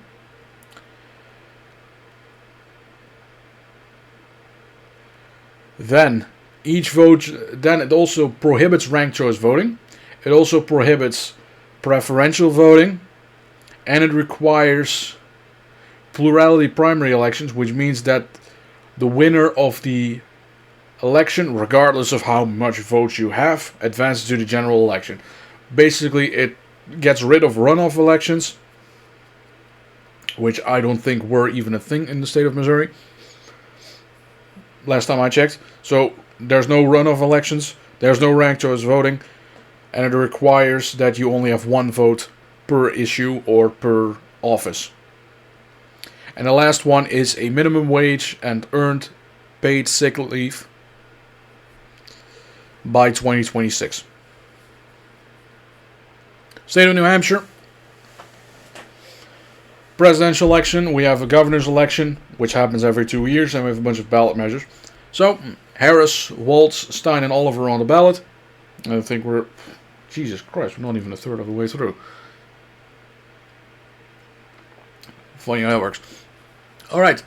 Obama won the state by 10, and then by 6. Clinton narrowly won it by 0.6% of the vote in 2016. Biden won it by 7. Currently, Harris is winning the state by 6. I think it's going to be a little closer than that. I think I missed the margins here. It's going to be about 4.9% of the vote, which is technically a lean margin, but I still wrote most of the likely ones there. Oopsie. Harris gets 51% of the vote, roughly. Trump gets about 46%, and the rest fights over the scraps. Governor's election. Joyce Craig, which I believe is the mayor of Manchester. We have former Senator Kelly Ayotte, former U.S. Senator, I should say, and we have Stephen Villey for the Libertarians. Sununu won by 6 points in 2020. In 2022, he won by 16. He is retiring. And Ayotte is leading the aggregate by about 1.5 points. I think she's going to win by about 7. House of Representatives, both seats go for the Democrats. I don't really have to discuss that. There's only one ballot issue in New Hampshire, and that is to increase the retirement age from 70 to 75. Now off to Jersey, we have presidential election, we have a Senate election, and we have a House election, and for the rest there's nothing on there. President, quite a hefty ballot here. Again, 9 individuals. Harris, Trump, Constitution Party, Randall Terry. We have Jill Stein, we have Chase Oliver. We have Claudia de la Cruz. We have Joseph Kishore of the Socialist Equality Party. This is your Stalinist movement. There is Rachel Fruit, again, Socialist Workers' Party, which is your Trotskyite party. And then you have Robert Kennedy, who's also on the ballot. In the case of New Jersey, you only need 800 signatures throughout the entirety of the state to be on the ballot. So that's why it's such a hefty ballot. Obama won by 16 and 18. Clinton won by 14. Biden won by 16, roughly. Harris is currently leading the polling by 12, but I think it's going to be a little closer. New York is moving rapidly closer. New Jersey and New York, they share the same media market, as well with Eastern Pennsylvania. So that's the same media market in all. And if Pennsylvania is moving to the right, then New York is moving to the right, then New Jersey is moving to the right. So here we go. Harris 10.5, roughly. Trump's going to get about 42% of the vote. And that's that. Senate election, we have Andrew Kim running against Curtis Bashaw. And then we have Christina Khalil of the Green Party, who made some really stupid statements. You have Kenneth Kaplan of the Libertarians. Then you have Joanne Kunansky, the Trotskyite. And they have Patricia Mooningham. V, what did the V stand for again? Don't care. It's irrelevant. Because it's not going to get any votes anyway. So, this seat belonged to Robert Menendez. He was found guilty of taking bribes and he's now in prison. The appointed Senator George Helmy is not running for the seat. That was kind of the reason why. And then, well, to create an open seat in this particular regard, Kim is currently leading the polling by about 9 points. Going to be a little wider, 12.5. That's what I think it's going to be. U.S. House, 2 safe Republican seats, 9 safe Democrat seats. Again, look at this map. It's disgusting. The 7th seat is the only one we have to discuss. Thomas Keene Jr. is the incumbent Republican congressman. Then we're running against Susanna Altman, Andrew Black, and Lana LaGuia of the Libertarians. Keene is currently leading in the polling by 2 points. I think it's about accurate. Keene is winning this seat. State of Oklahoma. Not much to discuss here. Trump, Kamala Harris on the ballot, Chase Oliver, Christopher Garrity, which is an independent, and then we have Robert Kennedy, which is also an independent. McCain won by 31, Romney by 34, Trump by 36 and 33. Currently, he's polling at 34 points. And I think it's going to be about a 40% margin of victory for Trump. Mainly because Kennedy is taking voters away from Harris, which is what draws the margin of victory closer. Trump's going to get about 68% of the vote. Harris is going to get about 27%. House of Representatives, 5 Republican seats. Nothing to discuss furthermore. 2 ballot measures for Oklahoma. One is requiring to be a U.S. citizen to be able to vote, in mirror with South Carolina and Missouri. And the second one is public infrastructure districts. Basically, split the state up into several districts for infrastructure purposes. Next up, this is the state that decides it for all. Pennsylvania, president's election, Senate election, House election. There are no ballot measures on the state for this cycle. Harris, Trump, Oliver, and Stein are on the ballot. Obama won it by 10 in 2008. Obama won it by 5 in 2012. Trump won it by 0.7. And Biden won it by 1.2. Polling tends to be in favor of the Democrats in this state. Clinton was supposed to win Pennsylvania by 2, for an example. Currently, Trump is winning the state by 0.4, which means it's going 3 points to the right of what it was in 2020. It's going 1.5 points to the right of what it was in 2020. 3 points to the right of what it was in 2016. So Trump is definitely in a position to win it. I think Trump is going to win it by about 1.8% of the vote. He's going to get below 50, that's for sure. I think he's going to get about 49.5. That's about what I'm thinking in terms of ballpark. So there's definitely a position that Harris could win the state, but this is just a pure toss-up in this particular moment. I say it leans towards Trump, which means he also wins the presidency. Senate election. Robert Casey Jr. is the incumbent. He's running against David McCormick, Marty Selker of the Constitution Party, Leela Hazoo of the Green Party, and John Thomas of the Libertarians. Casey won in 2012 with 9 points. In 2018, he won by 13, where the Republicans put up no candidate whatsoever. Well, technically they did, but really.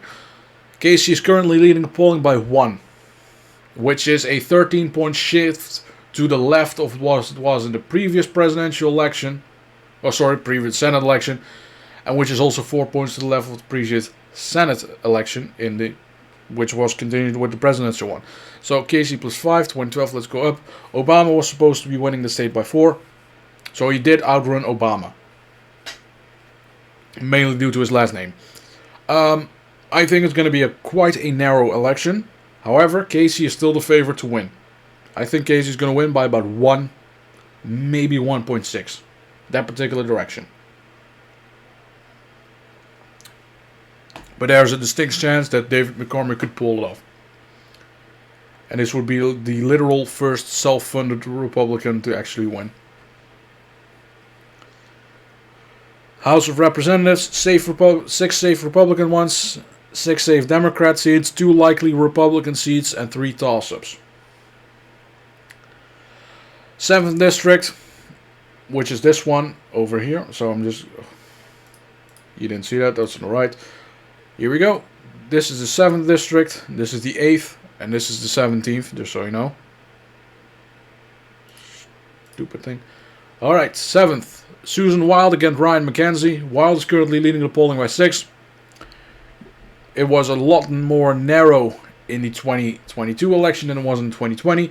And I believe this district, technically speaking, is a Trump plus 1 seat. So there's a distinct chance of it flipping, depending on how much the ticket splitting is. It's going to be narrow, it's going to be less than 2.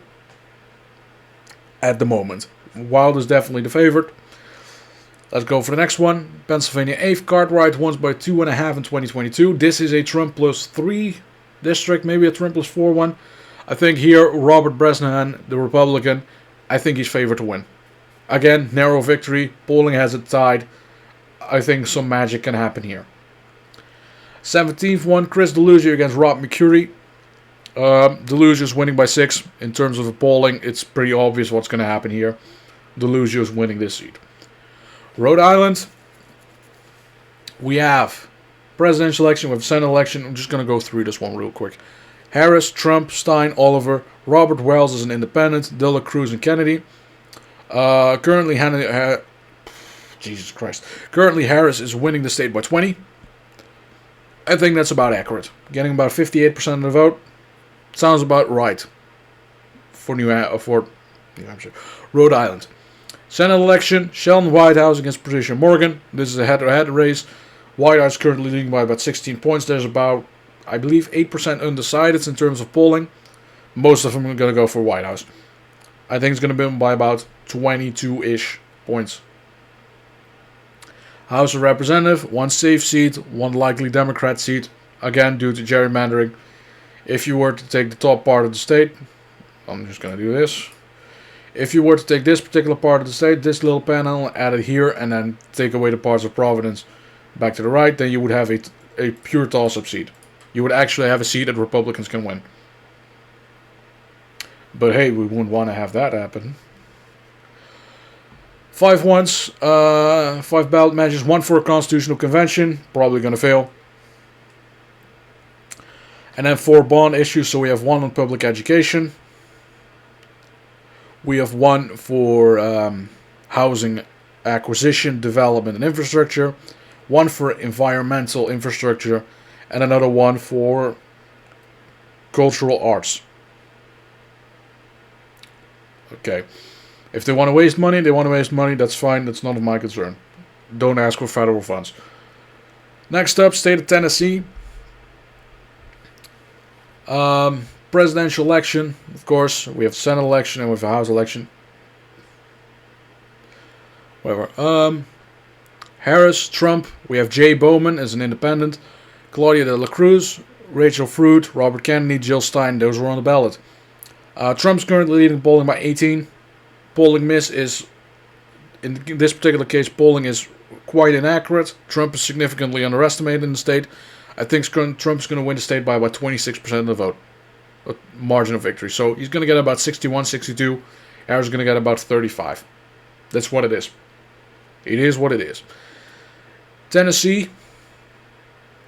Senate election. Mary Blackburn. running again against Gloria Johnson. This is one of the Insurrection 3 in the Tennessee Capitol, just so you know. We have Theron Chandler, we have Pamela Moses, and we have Hestina Robinson as independents running.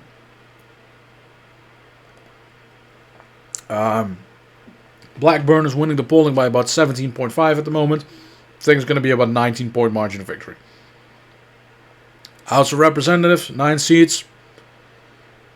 7 safe Republican ones, 1 likely Republican seat, and 1 Democrat seat. Now we're moving over to 7:30 in election eve. Halfway there, guys. Don't worry. President, House election, ballot measures.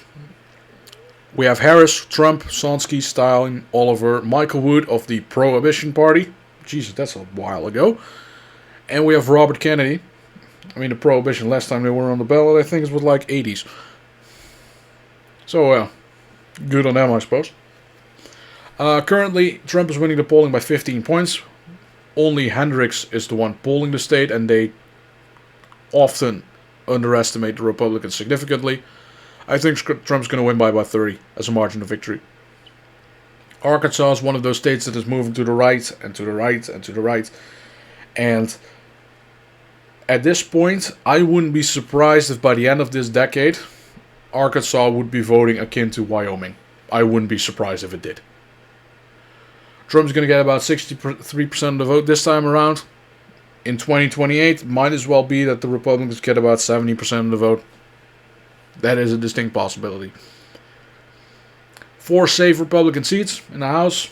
We have 2 ballot measures. One is creating a lottery system for scholarships for vocational technical schools and technical institutes. So the way that it worked is there is a scholarship lottery system in the state of Arkansas. However, it only applies to public and private schools, and the vocational technical schools weren't worded in there.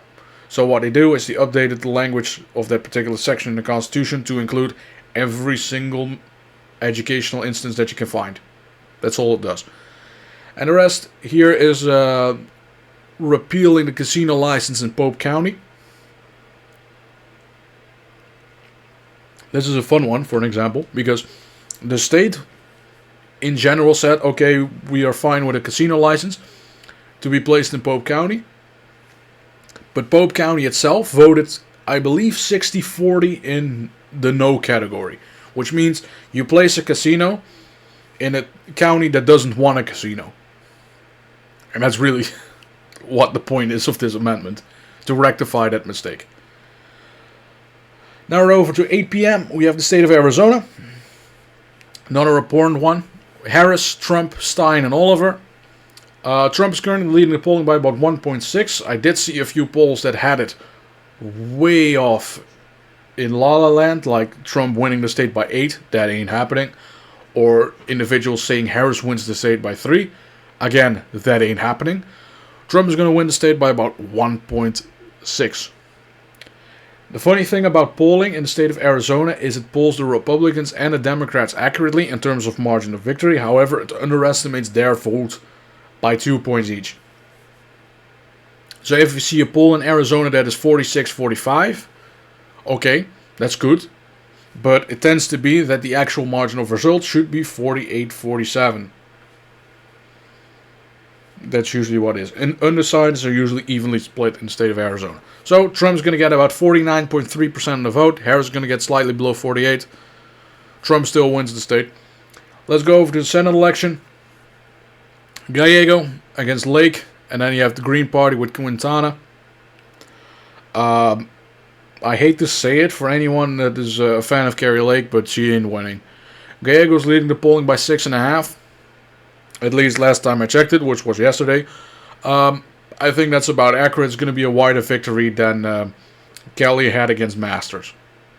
In terms of Arizona, the Republican Party has a problem because more than half of the party is like your die-hard Donald Trump supporter, and the moderates in the state aren't really a fan of that. So when the party nominates a diehard Trump candidate, the rest of the independents are looking at it and saying like, yeah, we don't really like that. So that's a problem for the Arizona Republican Party to try and resolve. And the first thing you need to do is cast Carrie Lake to the side, because she's basically bankrupting the party. House of Representatives. 3 safe Republican seats, 2 safe Democrat seats, 1 likely Republican, 1 likely Democrat, and we have 2 toss-ups. First one. First district, David Schweikert, who's been an incumbent for like 20 years, against Amish Shah. Currently, Shah is leading by 0.5, which is in a Dem internal. So I believe Schweikert is going to win. However, in 2026, so the next midterm, I think it's basically guaranteed that Schweikert is going to lose. So keep that in mind. The 6th district, Juan Ciscomani against Kirsten Engel. And they have Athena Eastwood, who apparently doesn't have a reflection. And Luis Pozzolo is an independent, write-in. Currently polling has Ciscomani winning by 5. I think that's a little too much. It's going to be about 3 points. And there's quite a hefty amount of ballot propositions in the state of Arizona, and many of them are directly contradictory to one another. So the first one is requiring party primaries and prohibiting primaries where everyone competes regardless of affiliation. So what this basically do is, this is saying that we have party primaries and every candidate advances to the general regardless of how many votes you got, as long as you win the primary of your own party. And then they say no top 2 system, no top 5, no top 4, whatever bullshit. And it also indicates that this particular thing supersedes any locality, what they wanted to do. So that's a funny one. There's another amendment that is directly contradictory to this one. So just so you know, this one is supported by the Green Party in Arizona, the Libertarian Party, and the Republican Party. So you kind of know where this is going. Proposition 134, that's a signature distribution. Basically, it says that, hey, in order to get a ballot initiative going, you require 10% of the votes cast in each legislative district for a ballot initiative to be valid. So instead of just focusing on Tucson and getting it done there, what they're saying is, well, you need statewide approval for an initiative before going in. So I can see the argument on both ways. I'm more of the belief of a decentralized authority style, so I'm in favor of passing this. 134th, emergency declarations. Basically, it's giving the legislator a right to terminate emergency powers from the governor. And emergency declarations would automatically terminate 30 days after the declaration, unless the legislature approves the extension. Next up, 136. Basically, it allows the Secretary of State, it requires individuals to file lawsuits against ballot initiatives in order to challenge the constitutionality of said ballot initiative. Yeah, it's a convoluted thing there. 137, end term limits for judges and create retention elections instead. Basically, what the Arizona Republican Party is saying, judges, well, they can serve for as long as they want, but they should serve at the approval of the Arizona citizen. A little convoluted there. 138, wage tip employees. Basically, it would allow a reduction of the hourly wage of a server if the tips they receive exceeds more than the minimum wage plus $2. So for an example, if the minimum wage is $11 and you make $20 an hour due to tips, then what they say is that the employer can reduce the wage by $2. Sorry, it's almost 3. That particular wage, 3 hours, if the wage is 20 hours for all hours worked. That's basically what this is. So it's a convoluted system, but whatever. Right to abortion, 139, basically stating that abortion is a right for the Arizona people up until the moment of viability, which would be just before the 3rd trimester. But then the language is written in such an extent that you can make it legal to abort up to the moment of birth. So this is really convoluted shit, and it's really frustrating. Because it just makes it clear that the Democratic Party is just a party of genocide. Which is funny because they supported genocide in Palestine as well. 140. This is a stupid one. This is a single primary for all candidates and ranked choice voting provisions. This is what the Democratic Party proposes.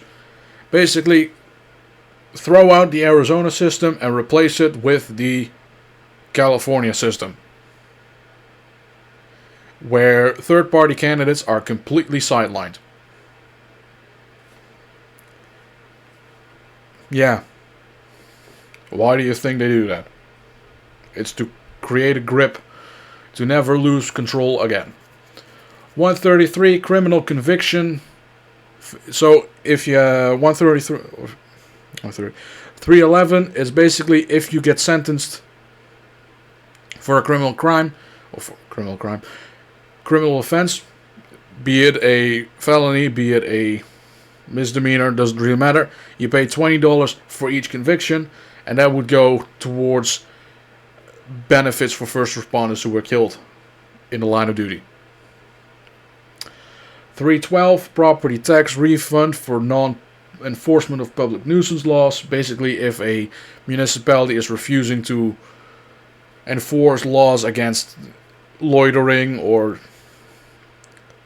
public urination or public drunkenness or things like that, then you can basically apply for a refund if you're property tax. Support that. 311. Anyone who traffics a child for the purpose of illicit practices will be sentenced to life in prison without parole or release. Funny thing about this, the entire Democratic Party in the state of Arizona is against this one. I wonder why. 314. Arizona illegal immigration and border law enforcement. Basically, it makes crossing the border not only a federal crime, or crossing the border illegally not only a federal crime, but also a state crime. And this is one that would make the state capable of ordering deportation. So basically, what this is an answer to the Biden administration of its refusal to enforce, and saying, okay, if you don't want to do anything like this, we're going to do it for you. I support this. And they have 315, legislative ratification for state agency rules that increase regulatory costs. Basically, if you change a rule and the regulatory costs increase alongside with that rule, if you spend more than $500,000 due to that rule change within 5 years, the legislature needs to ratify the rule change. Basically saying it's a check on the bureaucracy to make sure that the costs don't go out of hand too quickly. Let's check it. Yes, we're still running. I had some problems with OBS regarding this stuff, that it sometimes magically stops running despite the fact that I have plenty of room on my hard drive. Colorado. Presidential election, U.S. House election, and we have ballot measures. Quite a few ballot measures, actually. Not as much as Arizona, but quite a few. Harris is on the ballot, Trump is on the ballot, Randall Terrence for the Constitution one, and you have Blake Huber for the Approval Voting Party, Jill Stein for the Greens, Chase Oliver, Robert Kennedy, and Cornel West. Basically your standard party here. Obama won the state by 9 in 2008. By 5 in 2012, Clinton by 5 in 2016, Biden won it by close to 14 in 2020. Currently, Harris is leading the state by 11. I think that's about accurate. She's going to win the state by about 11, maybe 11 and a half. Colorado is moving to the left. For my left end, at least. But there is a swing going against the Democratic Party, so that's kind of where you end up somewhere in the middle in that particular race. Could very well be that in the 2028 election, the state of Colorado is moving about similarly like California. That's a distinct possibility. Trump's going to get about 42% of the vote. Harris is going to get about 53% of the vote. About there. House of Representatives for Colorado. 3 safe Democrat seats. 2 safe Republican ones. 1 likely Democrat and 2 toss-ups. The third one. So, back to here. The left one, the giant one, is the third. And the other one is the 8th. Just so you know. Adam Frisch is running again against Jeff Hurd. And they have James Wiley and Adam Withrow of the Unity Party. Hurd is winning by about 3, maybe 4. Adam Frisch has his war chest. But after this election, the war chest is empty. And this seat will trend towards the right again. So there you go. Then the 8th one, you have Caraveo against Gabe Evans, and they have Chris Baum for the approval. Or is it American? I don't know. They have Unity Party, Susan Hall. They have a write-in candidate. Caraveo is going to win by about 4. If there was a chance to win the seat, it would have been 22 when the seat was created, but that's not going to happen. Ballot measures, quite a few. 79, right to abortion. That is abortion up to the moment of birth and includes public funding for abortion. The 8th Amendment 80 is constitutional right to school choice. So that's equal up. Basically you can choose whichever school you want to go to. Which includes charter schools, private schools, homeschooling, open enrollments, and future innovations in education. So that's a pretty good one.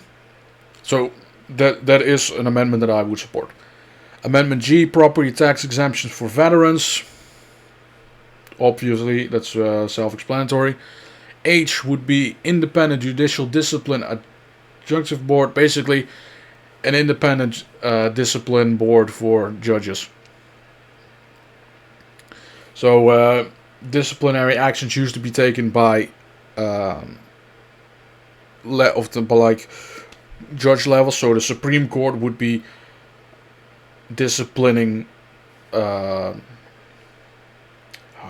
appellate courts. I think it's called the appellate court in Colorado. I'm not 100% sure about that. Whatever. Basically, it creates a different review process.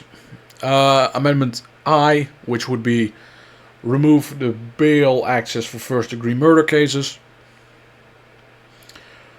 Amendment J is to remove the Colorado Constitution section which bans gay marriage. Amendment K would be referendum filing and judicial retention filing deadlines, which would be, I believe, up to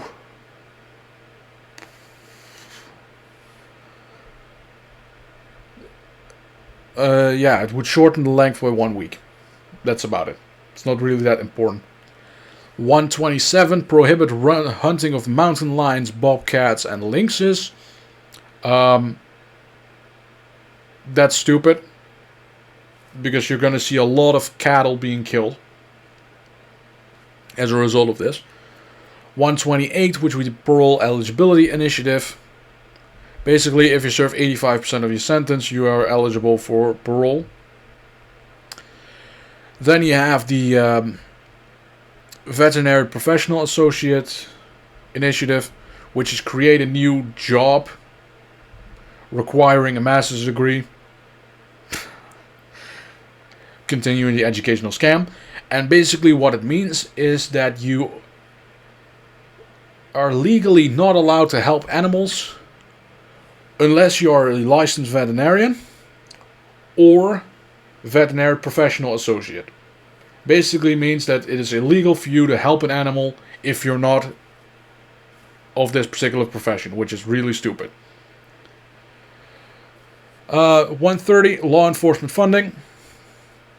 Obvious. 131 is top 4 ranked choice voting for all elections in the state of Colorado, with the exception of the presidency. I wonder why. Democratic Party trying to keep control of its own state. Now we have Proposition JJ, which is retained sports betting revenue for water projects, and then we have KK, which would be excise a tax on firearms manufacturers and ammunition. And I suppose that this one is probably going to fail in the state of Colorado. It's really unconstitutional to say that you have to pay taxes on a constitutional right.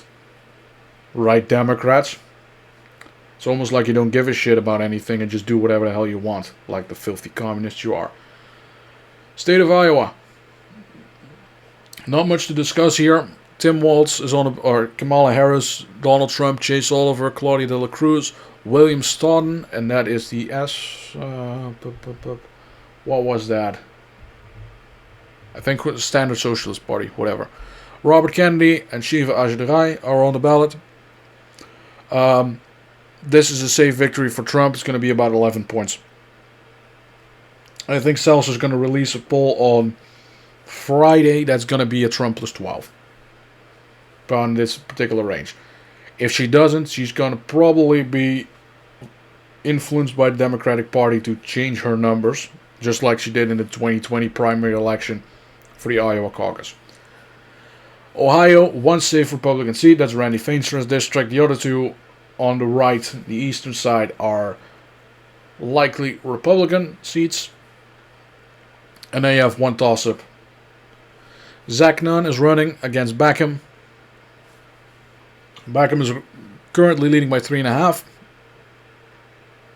But he's not winning. Zach Nunn is going to win by about 1%. That particular range. Iowa, there are quite a few ballot initiatives.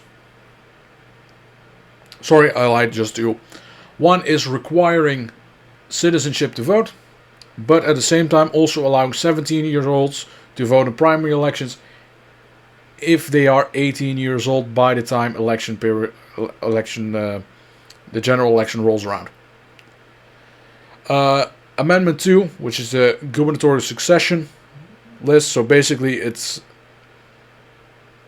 formally stating that the governor or the lieutenant governor would serve the remaining term, thereby creating a lieutenant governor vacancy and allowing the new governor to appoint a new lieutenant governor. It's a little convoluted, but you know how it works.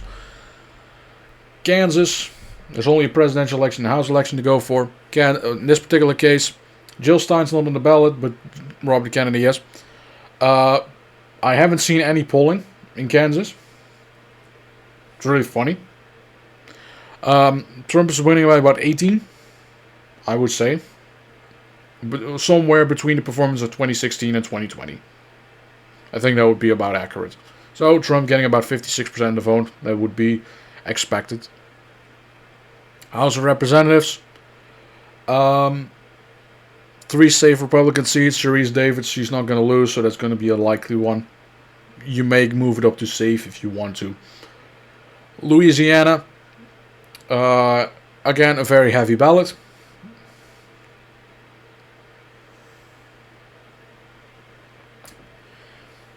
Harris, Trump, Peter Sonsky of the American Solidarity Party, Randall Terry of the Constitution Party, Jill Stein, Maddie Preston. What was it? God, Truth, and Justice Party or something like that. Cornel West, Chase Oliver, Claudia de la Cruz, Rachel Fruit, Robert Kennedy. There hasn't been any polling since April. Trump was leading by 15 at the time. I think he's going to win by about 19. Trump's going to get 58% of the vote. Harris about 39%, and the rest of the candidates, like 9 of them, they got to fight over the remaining 3%. House of Representatives, 4 safe Republican seats, 1 safe Democrat, 1 likely Democrat, and this is the gerrymandered district. I mean, holy hell. You literally just split up 15 counties to create that seat. Don't be ridiculous. 1 ballot measure. Creating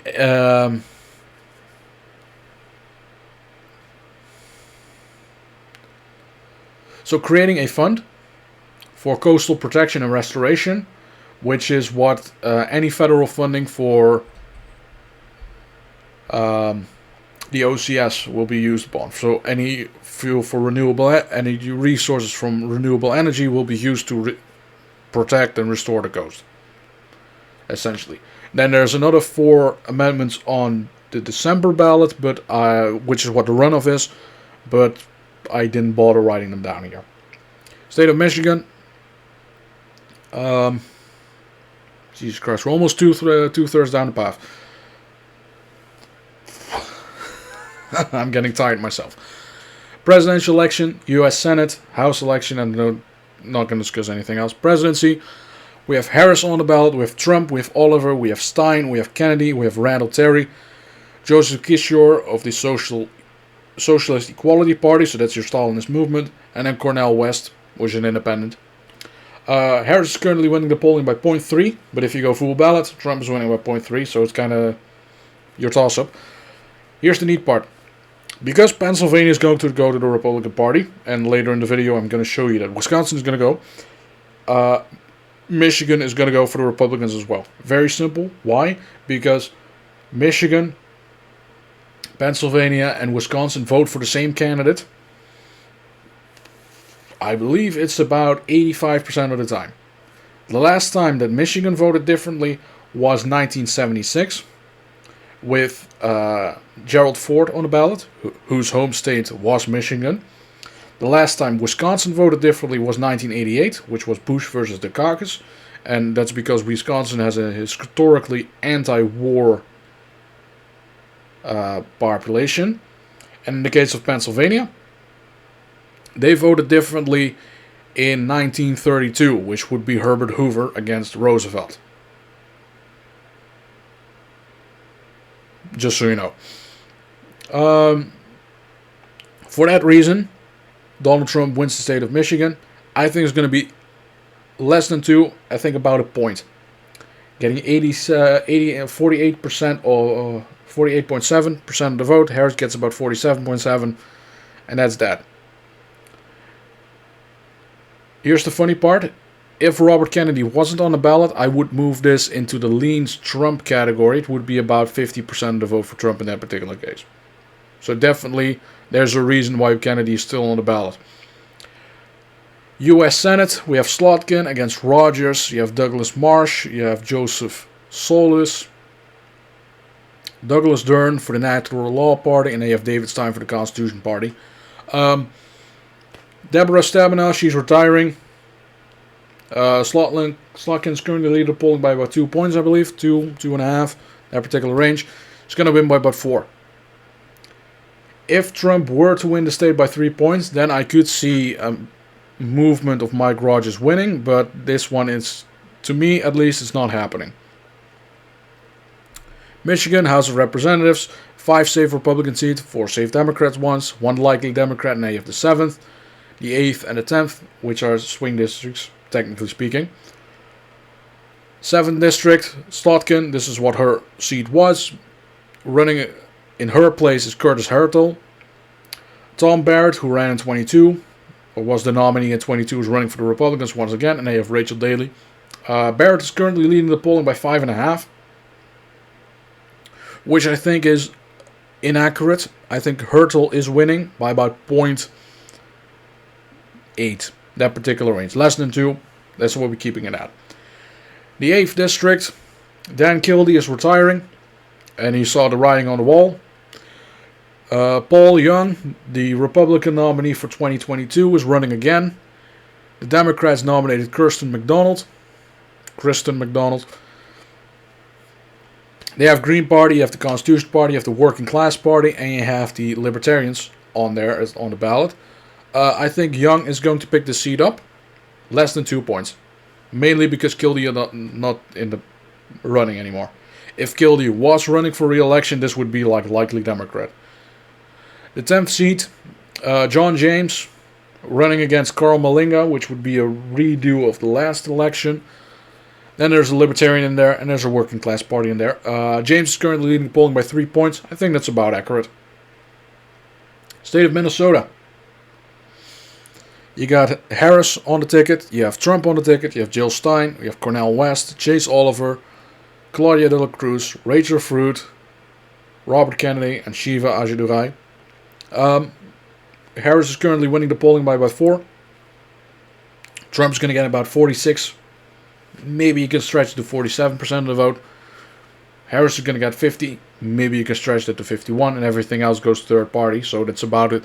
At this point, I say 3.5 margin of victory, which is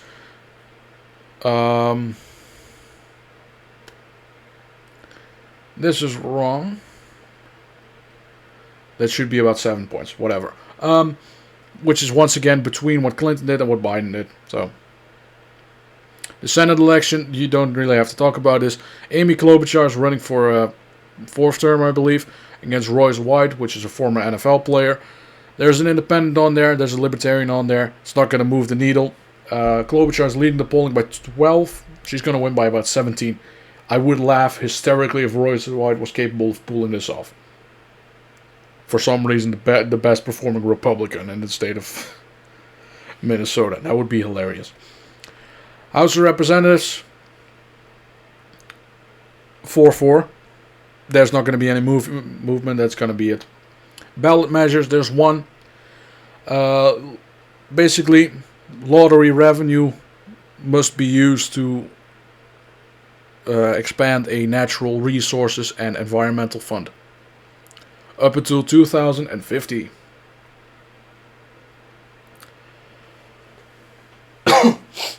Apologies there. My mute button doesn't seem to work, so I'm gonna have to make do. Nebraska. There's quite a few things to discuss about here. We're doing the 1st district here. Harris is on the ballot. Trump is on the ballot. Jill Stein, Chase Oliver, and Cornel West. So when it comes to third parties, it's definitely leaning a little more in favor of the Republican Party. Not that it's going to matter. Trump is currently polling the 1st district to be ahead by 21. I think that's a little too generous. I think Trump's going to win the district by about 16 points, getting about 56% of the vote. Harris gets 40, and that's that. 2nd congressional district. Not much to say here. Harris is going to win the district by 5 points, at the least. The 3rd district, Trump is going to easily win this one by about 50 points. He's going to get about 76% of the vote in this particular district. And you add that all up, and Trump is going to win the state of Nebraska by 20 points.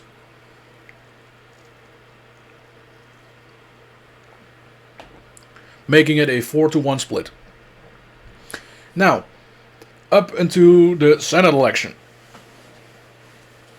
Oh, fuck, my back hurts.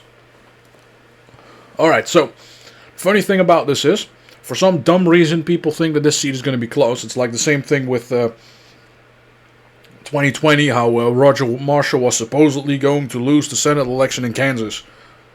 Or Mitch McConnell was supposed to lose the election in Kentucky. Come on, guys, shut the fuck up. Fisher is not going to lose. Yes, she is a weak candidate. Yes, the polling seems to make it close. Here's the problem. The polling is exclusively from the Osborne campaign. And here's another one. Polling has significantly underestimated Deborah Fisher to a point of 7 percentage points. Fisher's going to win the state by 15 points. Shut the fuck up. I'm getting sick and tired of this bullshit. Special election. Pete Ricketts, former governor, now incumbent senator. He's running against Preston Love, which is a state senator, I think. Ricketts is polling plus 18 in the state. Anyone who thinks that the Senate election somehow has a 20-point deviation between the Republicans in the special election and the Republicans in the general election, the normal, the routine one, you're an idiot. I'm just going to smack you in the face with it. You're a fucking idiot if you think these two districts are going to vote 20 points from each other. Ricketts is winning by 23. And even then, I'm being lenient. Because I have a 5-point deviation between Ricketts and Fisher. Because I do think there's quite a lot of people who are duped by the notion that you put an I behind your name and suddenly you're not a fucking pinko.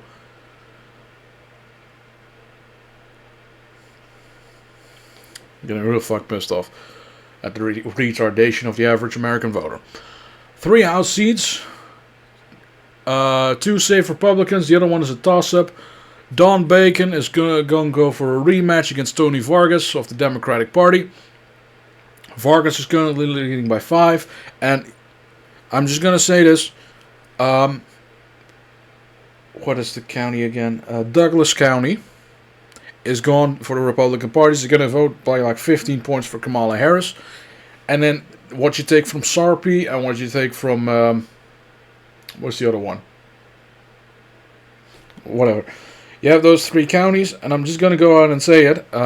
It's not going to be enough to compensate for it. So Don Bacon, the ever enlightened centrist, is finally out of the race.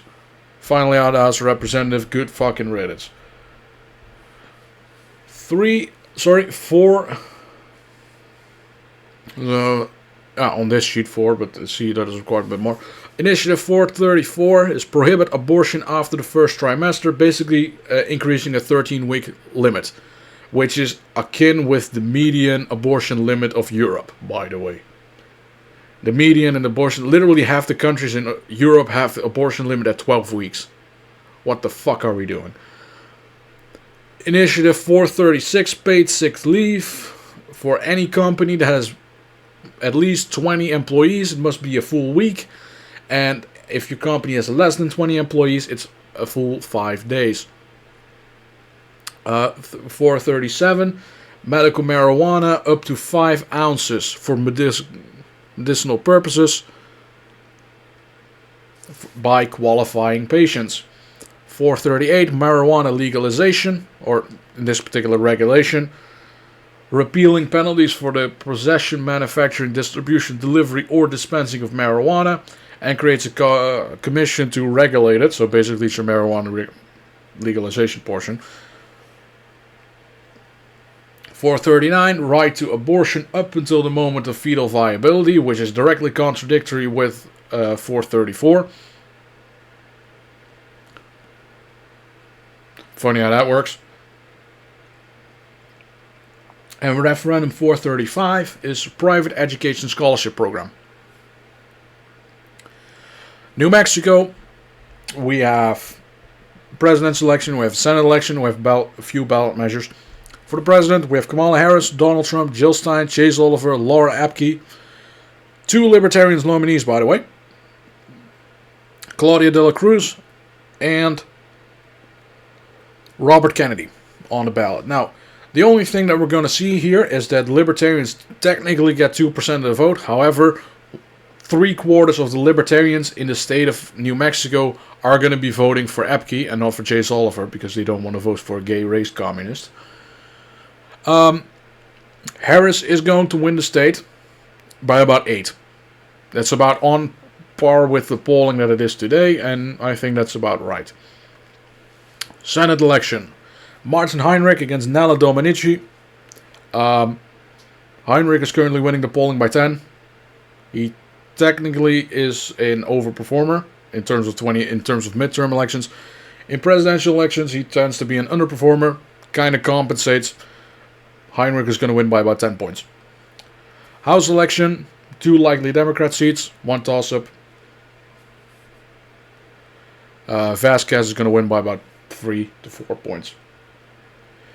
There are a few bonds here.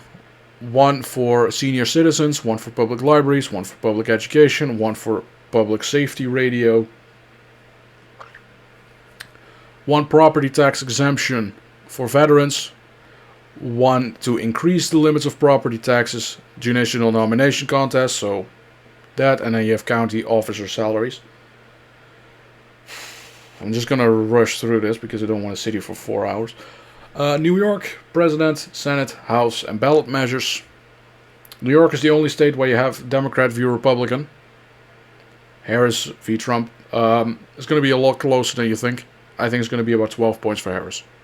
So Trump gets about 44% of the vote, and there's a distinct trend of it going towards the Republican Party. The Senate election, Gillibrand against Mike Cipriani, and they have Diane Sayre as an independent. Gillibrand is going to win by 25. House of Representatives, there's 5 toss-ups. The 4th in Long Island, and they have 5 in Central, or upstate New York, technically speaking. The 4th District, Anthony D'Esposito is running for a rematch against Laura Gillen, and Gillen is going to win this time by about 4. The 17th, Mike Lawler against Mondaire Jones, and then you have Anthony Frasconi of the Working Families Parties. This is a funny one because Mondaire Jones put out some anti-Semitic rhetoric in the most Jewish region in the country. Why would you do that? And as a result, the Working Family Parties nominated someone else. A literal nobody. Lawler's going to win by about 4. The 18th, you have Patrick Ryan against Alison Esposito. Lieutenant Governor nominee in 2022. She is a strong Republican, but it's not going to matter. Ryan's going to win by about 4. The 19th, Mark Molinaro against Josh Riley. Molinaro is winning by 4. And then the 22nd District, you have Williams against Mannion. And Mannion is pulling rather strong, but I think I'm going to be lenient here and give it the incumbents a 2-point victory. There's one ballot measure in the state of New York, and that is equal protection under the law, essentially. So extending that to include gender expression. I think that's the only change here.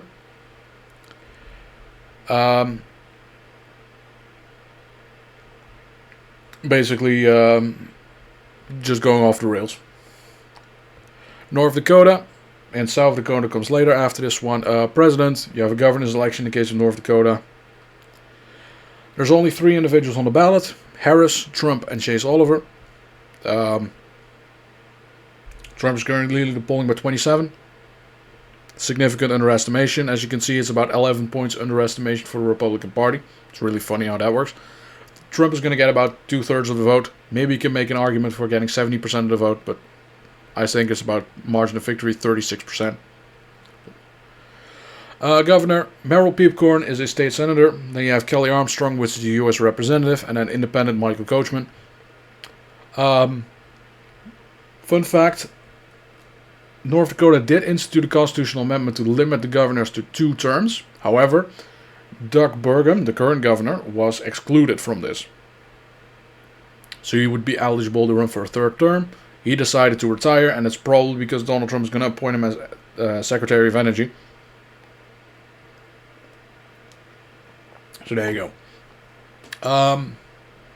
Armstrong's currently leading the polling by 30. I think it's going to be about 42. Senate election, Kramer as an incumbent running against Katrina Christensen. Kramer's running at plus 20 at the moment, so that's going to be a safe victory for him. I think it's about 21 points. House of Representatives, safe Republican. Quite a few ballot measures.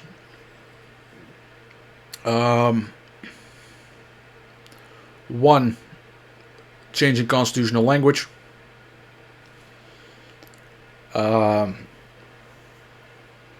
Your basic political correctness in this particular case. Then you have single subject requirement, and constitutional amendments need to be passed twice. So basically, prohibit omnibus packages, and then they say, okay, if you want to have a constitutional amendment passed, you need to pass it in a presidential election, but you also need to pass it in a midterm election. Basically, give people multiple times to read it through in order for an amendment to go through. Third Amendment, legacy fund transfers. It's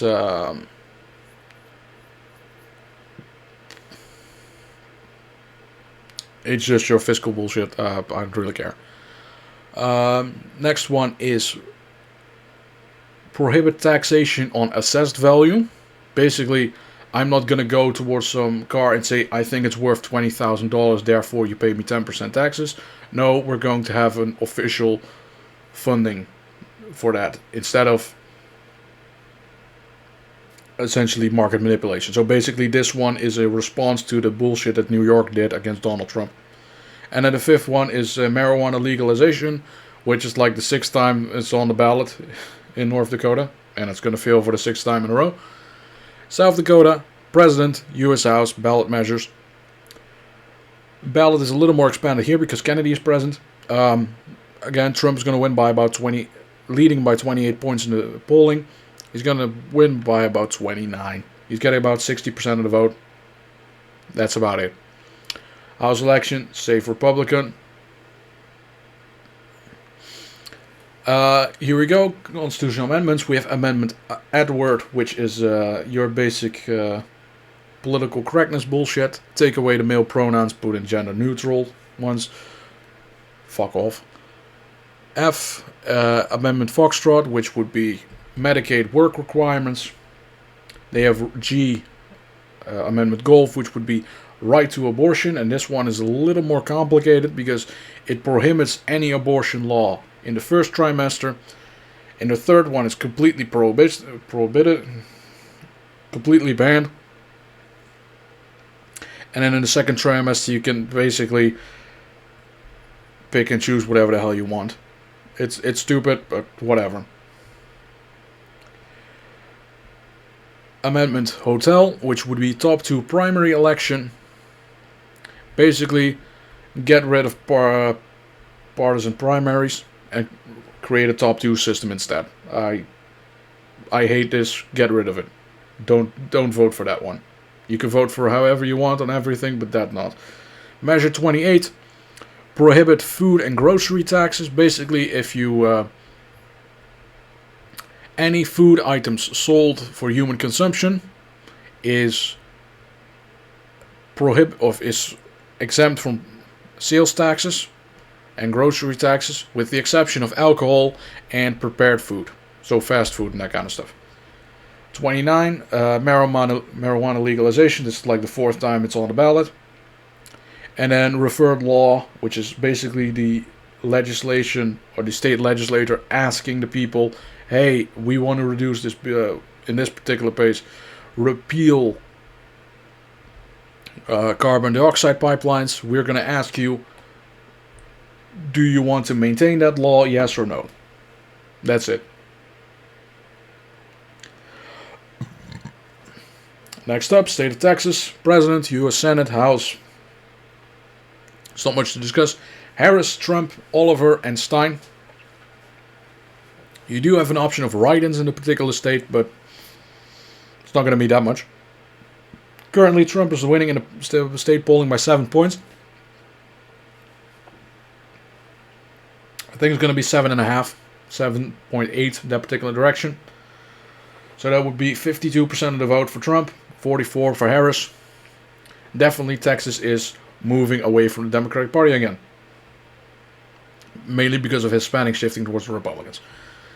Senate, Ted Cruz, or Rafael Cruz if you actually use his birth name, against Colin Allred, and they have Ted Brown as a Libertarian. Cruz is currently winning the polling by 4.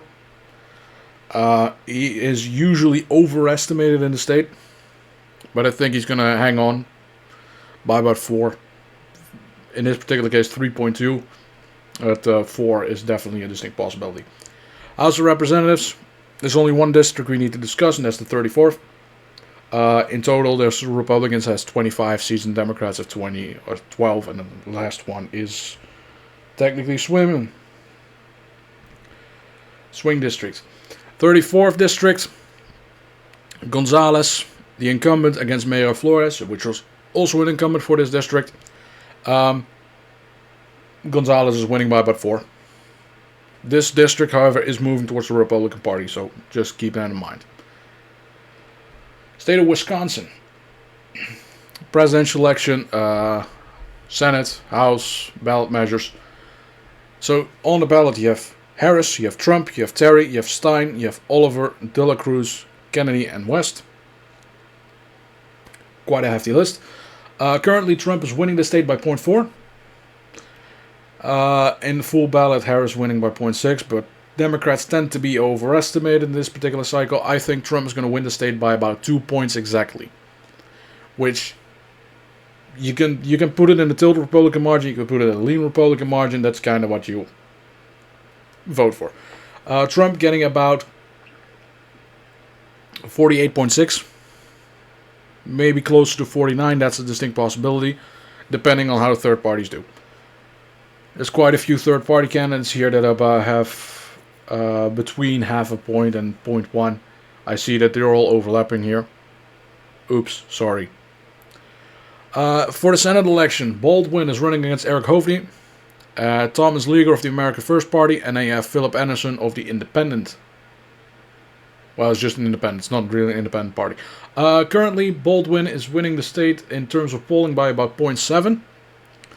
And there are quite a few polls that have Hovey winning. And I'm going to do one little ballsy move here. And I'm going to say Hovey is going to win by about 1 point. So this would be another flip.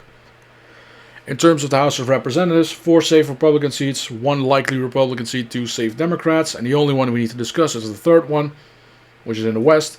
Derek Van Orden, the incumbent, running against Rebecca Cook. And Van Orden is going to win by about 4. Wisconsin, there's only one amendment here, and that is add language to the Constitution that only U.S. citizens who are 18-year-olds can vote. And the last one for this particular time period is the state of Wyoming. President, Senate, House, ballot measures. So we have Trump, we have Harris, we have Oliver, and you do have an option for write-in, but it's not really relevant in this particular regard. Trump is winning the polling by 41, but this is... the last poll was, I believe, like mid-April, so could be a few changes here and there, but wouldn't change the election anyway. I think Trump's going to get 70% of the vote. Harris is going to get about 24, and that's that. Senate election. John Barrasso is running against Scott Morrow in a head-to-head matchup. There's no polls in this particular regard, but last time around, Barrasso in the presidential cycle won by 54. It's going to be between 2012 and 2018 in terms of performance, so I think 42 would be about a nice middle ground. There was some confusion about Barrasso running for re-election, considering his wife died like a few weeks before the deadline to register for the party primaries, so there was a bit of confusion there. But that's that. 1 congressional district, safe Republican, of course. 1 ballot measure. This is regarding property tax. So there's not really much to mention. Now we move over to, I believe now at 9 p.m. we have Montana, President, Governor, Senate, and a few other things. So here we go. Harris, Trump, Jill Stein, Chase Oliver, Robert Kennedy. Currently, Trump is leading the polling by 17.4. I think it's going to be way more than that. It's going to be about 26 points. Trump's going to get about 59%. Harris 33, and that's that. Montana Governor Greg Gianforte against Ryan Buss and Kaiser Leap for the Libertarians. Here's the funny part. You don't have a separate lieutenant governor election in the state of Montana. You have a unified ticket. And as a result, I'm putting everyone here. Gianforte lost in 2012 by 4 points to Steve Bullock. He won in 2018 by 4. 2016 lost by 4. In 2020 he won by 4. And now it's going to be a giant shift towards the right. Currently Gianforte is winning the polling by about 22%. That's going to be 27, 28. Against fake moderate Buss. The Senate election, Raymond Tester against Tim Chee, Robert Barb and Sid Dayut. She is currently leading polling by 6.5%, and that is mainly due to the fact that Raymond Tester had the brilliant idea of saying that I'm a Trump Democrat. In a political party that called Donald Trump literally Hitler for 10 years. And now you're going to say, oh yeah, I'm aligned with him. What the hell were you thinking? I think it's going to be a little closer than 6.5%. It's going to be about 5.4%. More than 5, definitely. Montana, one safe seat, one likely Republican seat. That's about that. Quite a few amendments. So 3, there's a top 4 primary. That's that. It isn't ranked choice voting, it's just top 4 primary for the general election. So basically it's trying to limit access to the general election for third parties. Because the Democratic Party is too scared to run against more than one political party. Obviously. Because this one, CL 126, is exclusively pushed for by Democrat voters. 127 is requiring a majority to win an election. And in the case you don't have a majority, you get a runoff with the top 2 candidates. Basically, it's like a Georgia runoff system. And then the 128 is creating a right to an abortion, and that would be abortion up to the moment of birth, I believe, the way that it is phrased. So again, Democrats just showed themselves to be the party of genocide. State of Nevada, great, let's go to my home state. President, U.S. Senate, U.S. House ballot measures. I'm not going to tell you how I voted in some particular regions. So, Kamala Harris, Donald Trump, Joel Skousen, and Chase Oliver. So that's Democrat, Republican, Constitution, in this particular case, Independent American Party, which is directly affiliated with Constitution Party, and then Libertarians. Currently, Trump is leading in the aggregate in RCP, but I don't believe it, because Republicans systematically are overestimated in the state of Nevada. I think Harris is going to win by 1.3. She's going to get about 49% of the vote. Trump's going to get 48%. I did vote for Trump, by the way, as you can see in my fucking t-shirt. Nevada Senate, Jacqueline Rosen against Sam Brown, Janine Hansen, and Chris Cunningham. Democrat, Republican, Constitution, and Libertarian, respectively. Rosen is currently leading the aggregate by about 4.5. I think that is way underestimating Jacqueline Rosen. I think she's going to win by just below 10. I did vote for Janine Hansen in this particular case. Because I don't like Sam Brown, and he should have stayed in Texas. Nevada House of Representatives, one safe Republican seat. And 3 toss-ups. Dina Titus against Mark Robinson and a bunch of third-party candidates. Titus is going to win by like 8. The 3rd district, Suzanne Lee against Drew Johnson. Was this the district that Marty O'Donnell ran in? I think that it was. I didn't vote for Marty O'Donnell because I'm not in his congressional district. And I believe I already said too much there. Lee is going to win by about 4. In line with the previous election. Last one, Stephen Horsford against John Lee. I think it's slightly below 5 for Horsford. There was a better candidate on the list, but whatever. Alright. Ballot measures. There's quite a few. Remove constitutional status for the Board of Regents. Basically, it's a board that controls universities in the state of Nevada. And I didn't really give a shit, so I just voted no. That's usually the part of where I vote. If I don't really like any, if you don't give me a reason to vote yes on it, then I'm just gonna vote no.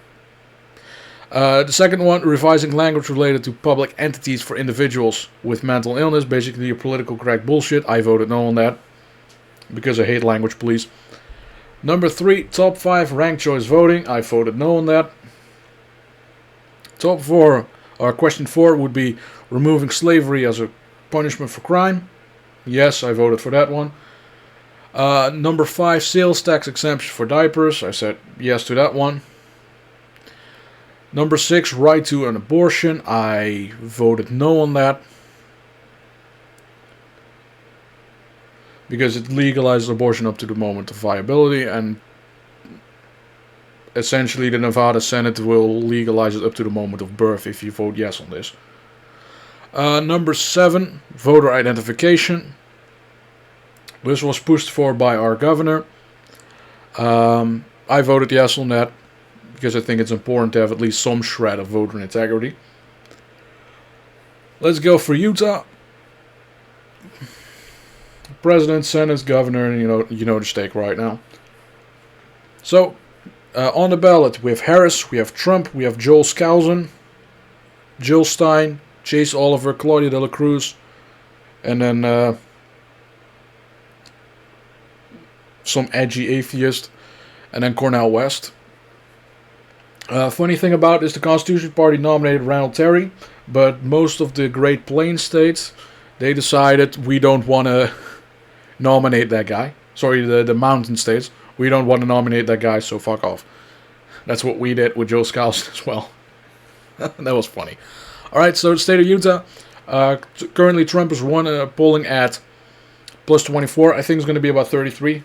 A lot of Republicans are finally going to come home. There's not really any decent third-party candidate that could take votes away from Trump, so they're just going to go to Trump. Trump getting about 64% of the vote. Governor election, we have Spencer Cox. I realized I did a typo there. Running against Democrat Brian King. And then we have 3 campaigns. So we have the Constitution Party with Tommy Williams. We have the Libertarians with Robert Latham. We have an Independent with Tom Tominey. And then finally Phil Lyman, who lost the Republican primary, but won the Republican convention. He said, screw it, I'm going to run as an independent. In this particular case, independent Republican. So, the only polls that I've seen has Spencer Cox winning the district or state by 11, but Lyman wasn't on the ballot in that particular case for the polls. What does this say to me? A lot of Republicans, the very conservative ones, are not going to vote for Spencer Cox. They're going to vote for Lyman, splitting the Republican Party in this particular regard. So there is a distinct possibility that Brian King can pull it off. And I would recommend anyone living in my neighboring state of Utah, vote for Lyman. Don't vote for that rhino piece of shit Spencer Cox. If it means that Brian King wins the election, who cares? He's going to lose next time around anyway. And there's not much damage that Brian King can do with a legislature that's 2/3 Republican. For the U.S. Senate, Carolyn Gleick as the Democrat against John Curtis as a Republican. Jesus Christ. You guys picked some magical reason you picked someone worse than Mitt Romney. How did you do it? Alright, Curtis is winning by 26.5 in this particular case. I think it's going to be a little less. It's going to be about 23. There's going to be a lot of Republicans who say, screw this guy, we're going to vote for Carlton Brown, who is the Constitution nominee. House of Representatives, 4 safe Republican seats. There is a lawsuit running that is going to be resolved in 2025 about whether there should be 1 Democrat district here. I think the court is probably going to agree with that one. Which is funny because the courts in Republican states says, well, you have to give Democrats representation, but then the courts in Democrat states are going to say, well, Republicans who gives a shit, they don't deserve representation. They're just evil Nazis or some dumb shit. 3 amendments. 1 is constitutional requirement for education funding. So, that's just school funding, constitutional requirement. 1 is for state school fund distribution cap, which is not a dumb one. And then you have county sheriff needs to be elected instead of appointed for law enforcement. Now we're moving over to the final states. This is 9 p.m. I believe. Or did I already say that? Whatever. State of California. We have President, we have Senate, we have ballot measures, U.S. House. This is probably the last one. This is also the state that is deciding who's in control of the House of Representatives. Spoiler alert, it's going to be the Republicans. So, on the ballot, we have Harris, we have Trump, we have Kennedy, we have Stein, we have Oliver, and de la Cruz. Harris is currently winning the polling by about 24 points. I think it's going to be a little wide, and that's going to be about 25. Trump is going to get 35% of the vote. Roughly, Harris is going to get about 60. Now, here's going to be the fun part. California, the Senate. So we have technically a special Senate election as well for Adam Schiff and Steve Garvey. So basically, Jeffrey Epstein associate versus Ronald Reagan lookalike. I think that's a really funny way of describing that. Alright, so Schiff is currently leading the polling by 23, and it's going to be about that margin of victory as well, in particular of both cases.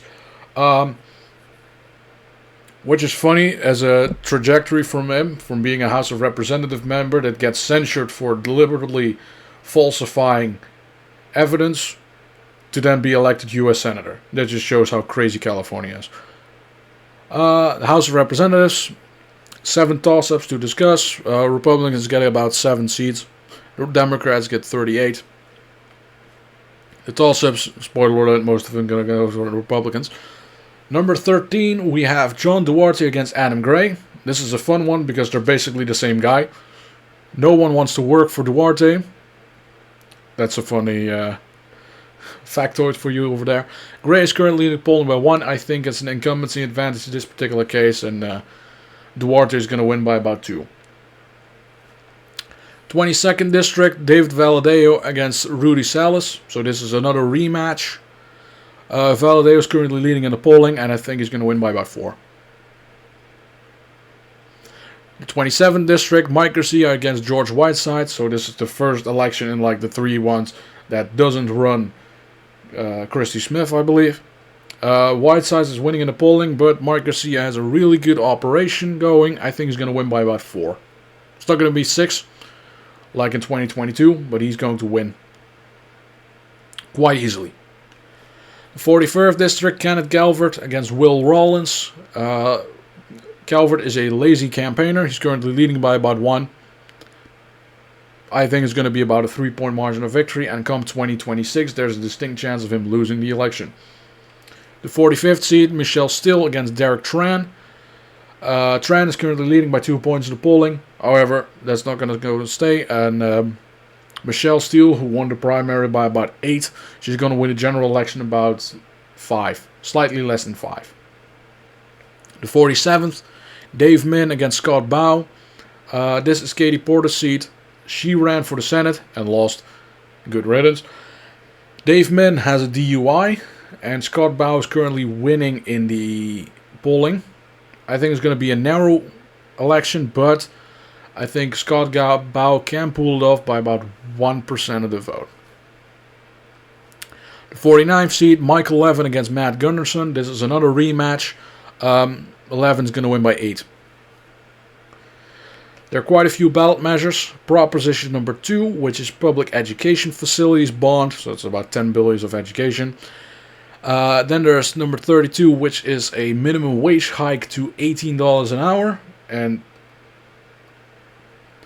I don't know why you keep doing the same thing over and over again.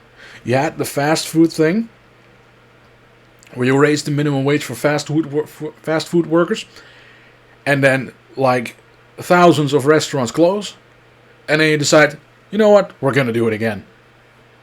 Because in California you don't learn from your mistakes, apparently.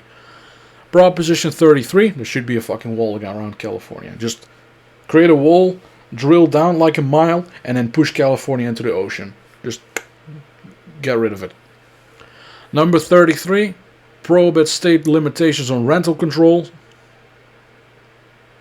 Basically, repeals the Costa-Hawkins Housing Act of 95, which creates a little more free market enterprise. Number 34,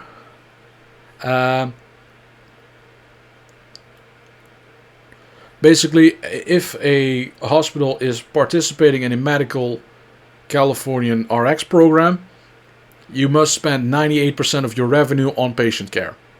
So there's no voodoo economics going on with you putting the money in your own pocket. New Welfare Fund, creating an Proposition 35. Don't really care about this particular regard. Prop 36. This one is really important, because this one, if you vote yes on this, and I do recommend voting yes on Prop 36, it completely destroys Gavin Newsom's chances of ever becoming president of the United States. Because he's the guy that pushed for all of this shit. When it comes to being more lenient on drug crimes and theft and all that stuff. So this one is completely a repudiation of the entirety of Gavin Newsom's 8 years as governor. Vote yes on 36. Do it. Proposition 3 basically repeals the constitutional prohibition on gay rights. So, what was it? It's almost 16 years ago. Jesus Christ. 16 years ago, California voted, I believe, 2-1 in a margin of banning gay marriage. And now they want to get rid of that. Whatever. Prop 4, Parks, Energy, and Environment Bond. Or the CARE. Prop 5, which would be requiring lowering the threshold from 2/3 to 55% for bond measures. And then you have removing slavery as a crime in Prop 6. We're almost there, folks. Only 30 more slides to go. Alright, presidential election in Idaho. Harris, Trump, Joel Skousen, the Constitution nominee, Chase Oliver, Shiva Ajadurai, Claudia De La Cruz, Robert Kennedy, Jill Stein, and Randall Terry as an independent. So in this particular case, Terry did get on the ballot. Currently, Trump is leading the polling by 30 points. There hasn't been a poll since like April 12th. April 12th, I think that's the last poll in the state of Idaho. And that had Trump winning by 30. I think it's going to be a little more than that, 33 points for the Republican Party. House of Representatives, 2 safe seats. Nothing to talk about there. 2 constitutional amendments. 1 requiring U.S. citizenship to vote. And 2, establishing a top 4 primary system and ranked choice voting for general elections, which would apply to Congress and any statewide election. Vote no on it. State of Oregon. Presidential election, U.S. House ballot measures. You have Donald Trump, you have Kamala Harris, you have Randall Terry, Chase Oliver, Jill Stein, Cornel West, and Robert Kennedy. There's only one poll that I'm aware of, and that's Harris plus 5, which is from Hoffman, which is a Republican-affiliated pollster, so to take it with a pound of salt, I suppose. I think Harris is going to win the state by about 13 points. You can kind of stretch it to 15. Kind of depends on how turnout is going to be important. And I've heard from little birdies around the area that turnout important is quite low this time around. So, Trump gets about 40% of the vote. Harris 53. Oregon, 6 House seats, 2 safe Democrats, 1 safe Republican, 1 likely Democrat, and they have 2 toss-ups. And if you were to do a fair districting map, it would have been 2 Republican seats. 5th District, Lori Chavez, the incumbent Republican, is running against Janelle Bynum, and then there's a few independents there. Narrow victory for the Raymer, going to be less than 2. I think it's about 1, maybe 1.5. Come midterm, Chavez loses. The 6th District, Salinas against Erickson. This is another rematch. Salinas is going to win by 4. Nothing much to say. 5 measures in the state of Oregon. 1, impeachment of elected state executives. Basically creates a constitutional amendment that allows the legislature to impeach and remove elected officers of statewide office. 16, Independent Public Service Commission. 117, which would be ranked choice voting for federal and state executive officers. 118 would be corporate tax revenue rebate. And 119 would be unionization of cannabis workers, which would be destroying the industry, which is funny. It's just the ideology of pure chaos and toxic, destroying everything in their reach. AKA the Democratic Party. Okay, Washington. President's election, U.S. Senate, U.S. House, you know the drill by now. In the case of Washington, there's quite a few on the ballot. You have Kamala Harris, you have Donald Trump, Jill Stein, Cornel West, Chase Oliver, Claudia De La Cruz, Joseph Keesar of the Stalinist movement, Rachel Fruit of the Trotskyite movement, Robert Kennedy and Ajadurai, which is then your independents. Harris plus 21 has been the last poll that I'm aware of, which would be April, I believe. I think that's about accurate. Harris plus 20, Harris plus 21, that's about it, really. Trump gets about 37% of the vote. Harris gets about 57, that particular range. Governor's election, Robert Ferguson against David Reichert. Polling has Ferguson, I believe, roughly plus 12 at the moment. It's going to be a little closer than that. It's going to be about 8.5. I didn't see that I did a mistake in the margins once again. Oopsie.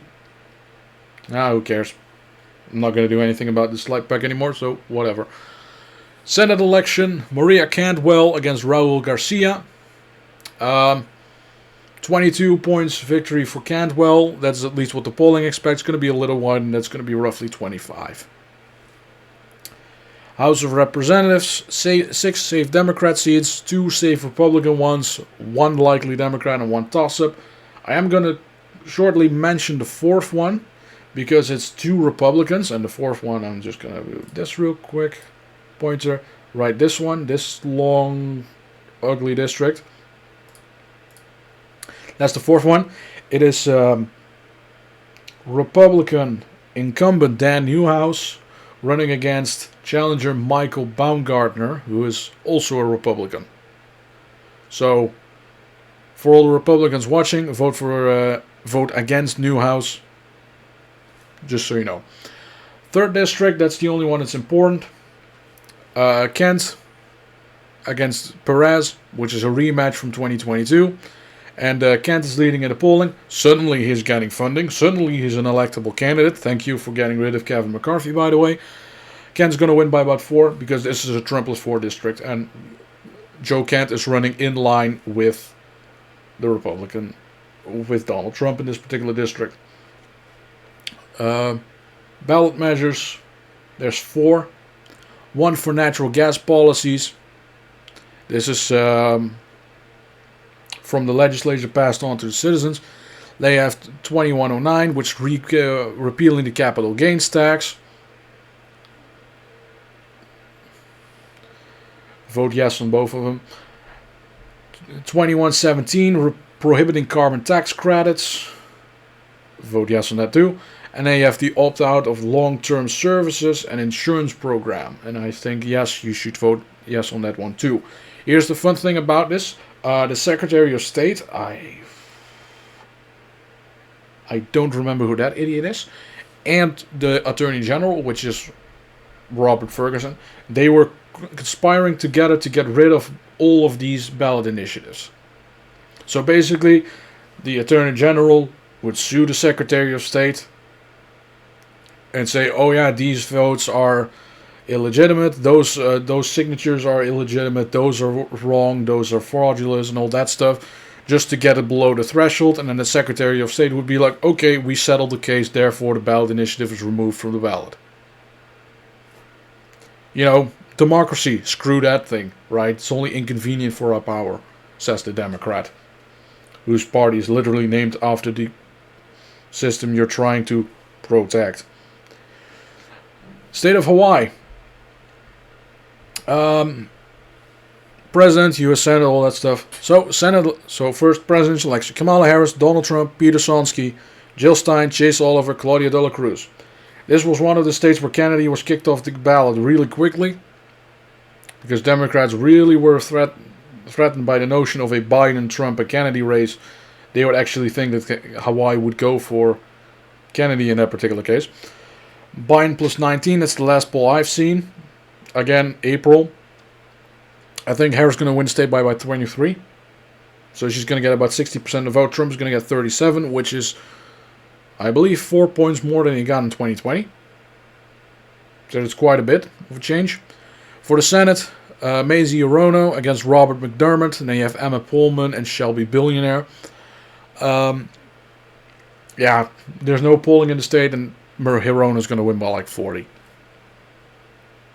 I just put it at 37 because it's a nice number. 2 state districts, both safe Democrat. 2 constitutional amendments. 1 is judicial appointments and confirmations. And the other one is removing the ban on gay marriage, which was a Bush-era constitutional amendment. State of Alaska, the last one. This one closed at like 2 a.m. on election eve, at least if you look at it from standard time. President, U.S. House, ballot measures, of course. Kamala Harris, Donald Trump, Peter Sonski, Cornel West, Randall Terry, Chase Oliver, Robert Kennedy, and Jill Stein are on the ballot. Last poll I've seen, polling aggregate was Trump winning the state by 7.5. Again, against Biden. It's a little bit wider than that. I think Trump is going to win by about 12.5. So it's going to be between his 2020 and his 2016 margin. That's about where it's going to be. Alaska at large. Peltola is running against Nick Bajich, the third, as the Republican nominee. They have Eric Hafner as another Democrat, and John Howe of the Alaskan Independence Movement. So, Alaska has a top four primary and a ranked choice voting system, thanks to Lisa Murkowski. So, the primary was Peltola in first place, Bajich in second place, Dahlstrom in third, and Salisbury at fourth, I believe, or was it John Howe at fourth? Whatever. So, Dahlstrom dropped out. Yeah, Dahlstrom dropped out. That means Salisbury got the nomination. Instead, Salisbury dropped out, and that means that Hafner got it. And then the Democrats were suing to get Hafner off the ballot. And just because you look at the background, Eric Hafner is currently in prison. So that's funny. Funny, right? So legally you are allowed to run for office while you are in prison. Polling has Bajich winning the seat by 4 points. I think that's about accurate. Simply put here, because there's no ranked choice voting, everyone that's a Republican is going to vote for Bajich, and therefore the seat's going to flip. Because he's outright going to get 50% of the vote. 2 ballot measures. One is minimum wage law and paid sick leave. And the other one is the repeal of the ranked choice voting systems. And I would say vote yes on both of them. So, oh, Jesus Christ. So, finally, we're almost at the 3-hour mark, and I'm gone through all 50 states. Now, let's wrap everything up in a neat little package. For the presidential election. You know how 3 hours ago I showed you the chart of the political subdivision, or the census areas? Yeah, here we go again. So, we have the Northeast. Trump is going to get roughly 43% of the vote. Harris is going to get roughly 54% of the vote. Independents, 3%-ish. I don't have the exact numbers written down, but I could open the chart and then show you the data. In the South, Trump gets about 54% of the vote in that particular case. Harris gets about 44%. Independents, about 3% of the vote. In the Midwest, Trump gets 50.5%. Harris gets about 46%. Libertarians get 3.5%. As you can see, there's quite a geographic division between the country. And they have the West, which Trump gets about 41% of the vote. Harris gets about 54%. Independents get almost 5% of the vote. So you see, there's a giant geographical split happening in the nation, and the geographical split is expanding further and further and further. Which means, ladies and gentlemen, dare I say it, yes, there's going to be a civil war in the near future because of this. As long as the Democrats and the Republican Party are not willing to negotiate on issues, not willing to compromise on issues, and listen to the American people, there is a 100% chance of a civil war happening. And because the Democratic Party is the main cause of the breakdown of bipartisanship, it's solely on them. Change in geographical vote share. So the same thing. In comparison to 2020, what you can see here is the Republican Party is gaining votes in a lot of these regions, except for the Midwest. And the Democrats are losing everywhere. And here's the funny thing about it. In the Northeast, a lot of people are flipping from Democrat to Republican. But everywhere else, Democrats are being abandoned in favor of third parties. So that's what you see here. In total, the vote share, Trump's going to get about 47.8% of the vote. Harris is going to get 48.6%. And I'll show you that in the next slide. Right here. Boom. There you go. Nice little table. Donald Trump wins the Electoral College by 306 votes. Harris gets 232. But, once again, the Democrats get the popular vote without winning the Electoral College. Which means that the political division in this nation is going to further expand. Assuming that the turnout in each state increases linearly like it did between 2016 and 2020, so you take that turnout increase and apply it here as well, Trump would get slightly below 88 million votes. Harris would get slightly above 89.5 million votes. Libertarian Chase Oliver gets 2.5 million votes. Robert Kennedy gets 2.2 million. Jill Stein gets 1.2 million. Cornel West gets 250,000. Randall Terry gets about 75,000. And every other political candidate gets roughly 350,000. Having said this, yes, people are going to be really upset with Jill Stein because she once again played spoiler for the Democrats. In terms of the governor's election, Matt Meyer is succeeding John Carney in Delaware. Josh Stein is succeeding Roy Cooper. Robert Ferguson is succeeding Jay Inslee for a total of 23 governor slots for the Democrats. John Forte is re-elected. Spencer Cox is re-elected. Phil Scott is re-elected in Vermont. Michael Brown succeeds Eric Holcomb. Michael Keogh succeeds Mike Parson. Kelly Ayotte succeeds Christopher Sununu. Kelly Armstrong succeeds Douglas Burgum. And Patrick Morrissey succeeds James Justice for a total of 27 governor slots. For the Senate, Ruben Gallego succeeds Kirsten Sinema. We call it a flip, but it's just a Democrat for a Democrat. Adam Schiff succeeds LaFonza Butler. Lisa Blunt succeeds Tom Carper. Angela Olsenbrook succeeds Benjamin Cardin. Alyssa Slotkin succeeds Deborah Stabenow. Andrew Kim succeeds George Helmy. And the other 14 incumbents are also elected, for a total of 47 Senate seats. In the state of Montana, Tim Sheehy defeats Raymond Tester, which is a flip. In Ohio, Bernardo Romero defeats Sherrod Brown, which is also a flip. In Wisconsin, Eric Hovde defeats Tammy Baldwin, which is also a flip. James Justice succeeds Joseph Manchin, which is also a flip because Joseph Manchin was too much of a coward to run for re-election. James Banks is the next senator, succeeding Michael Brown. John Curtis is succeeding Willard Romney. And then 8 Republican senators are eight Republican incumbents are re-elected, for a total of 53 Senate seats. The closest Senate seat, or Senate election in this particular regard, is Eric Hovde. But there is a distinct chance of Robert Casey losing in Pennsylvania, which would mean it becomes 54 Senate seats. Funny thing about this is 53 is exactly the magic number that the Republican Party needs, because you have Lisa Murkowski, you have Susan Collins, and you have John Curtis, who are quite unreliable. So that is a Republican victory in the presidency for the governors, for the Senate, and now we have the House of Representatives.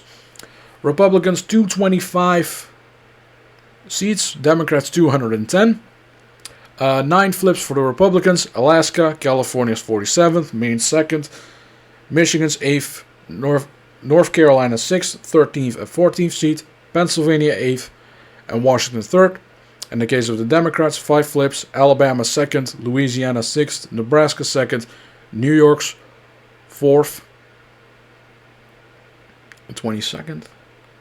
22nd is Brandon Williams. Maybe I made a mistake here. Okay, fine. I made a mistake. Then it's 211 to 224. Still a Republican majority in the House of Representatives. Slight increase for the Republicans in terms of representation. And that's that. Republican trifecta. I'm going to end the slideshow. And there we go.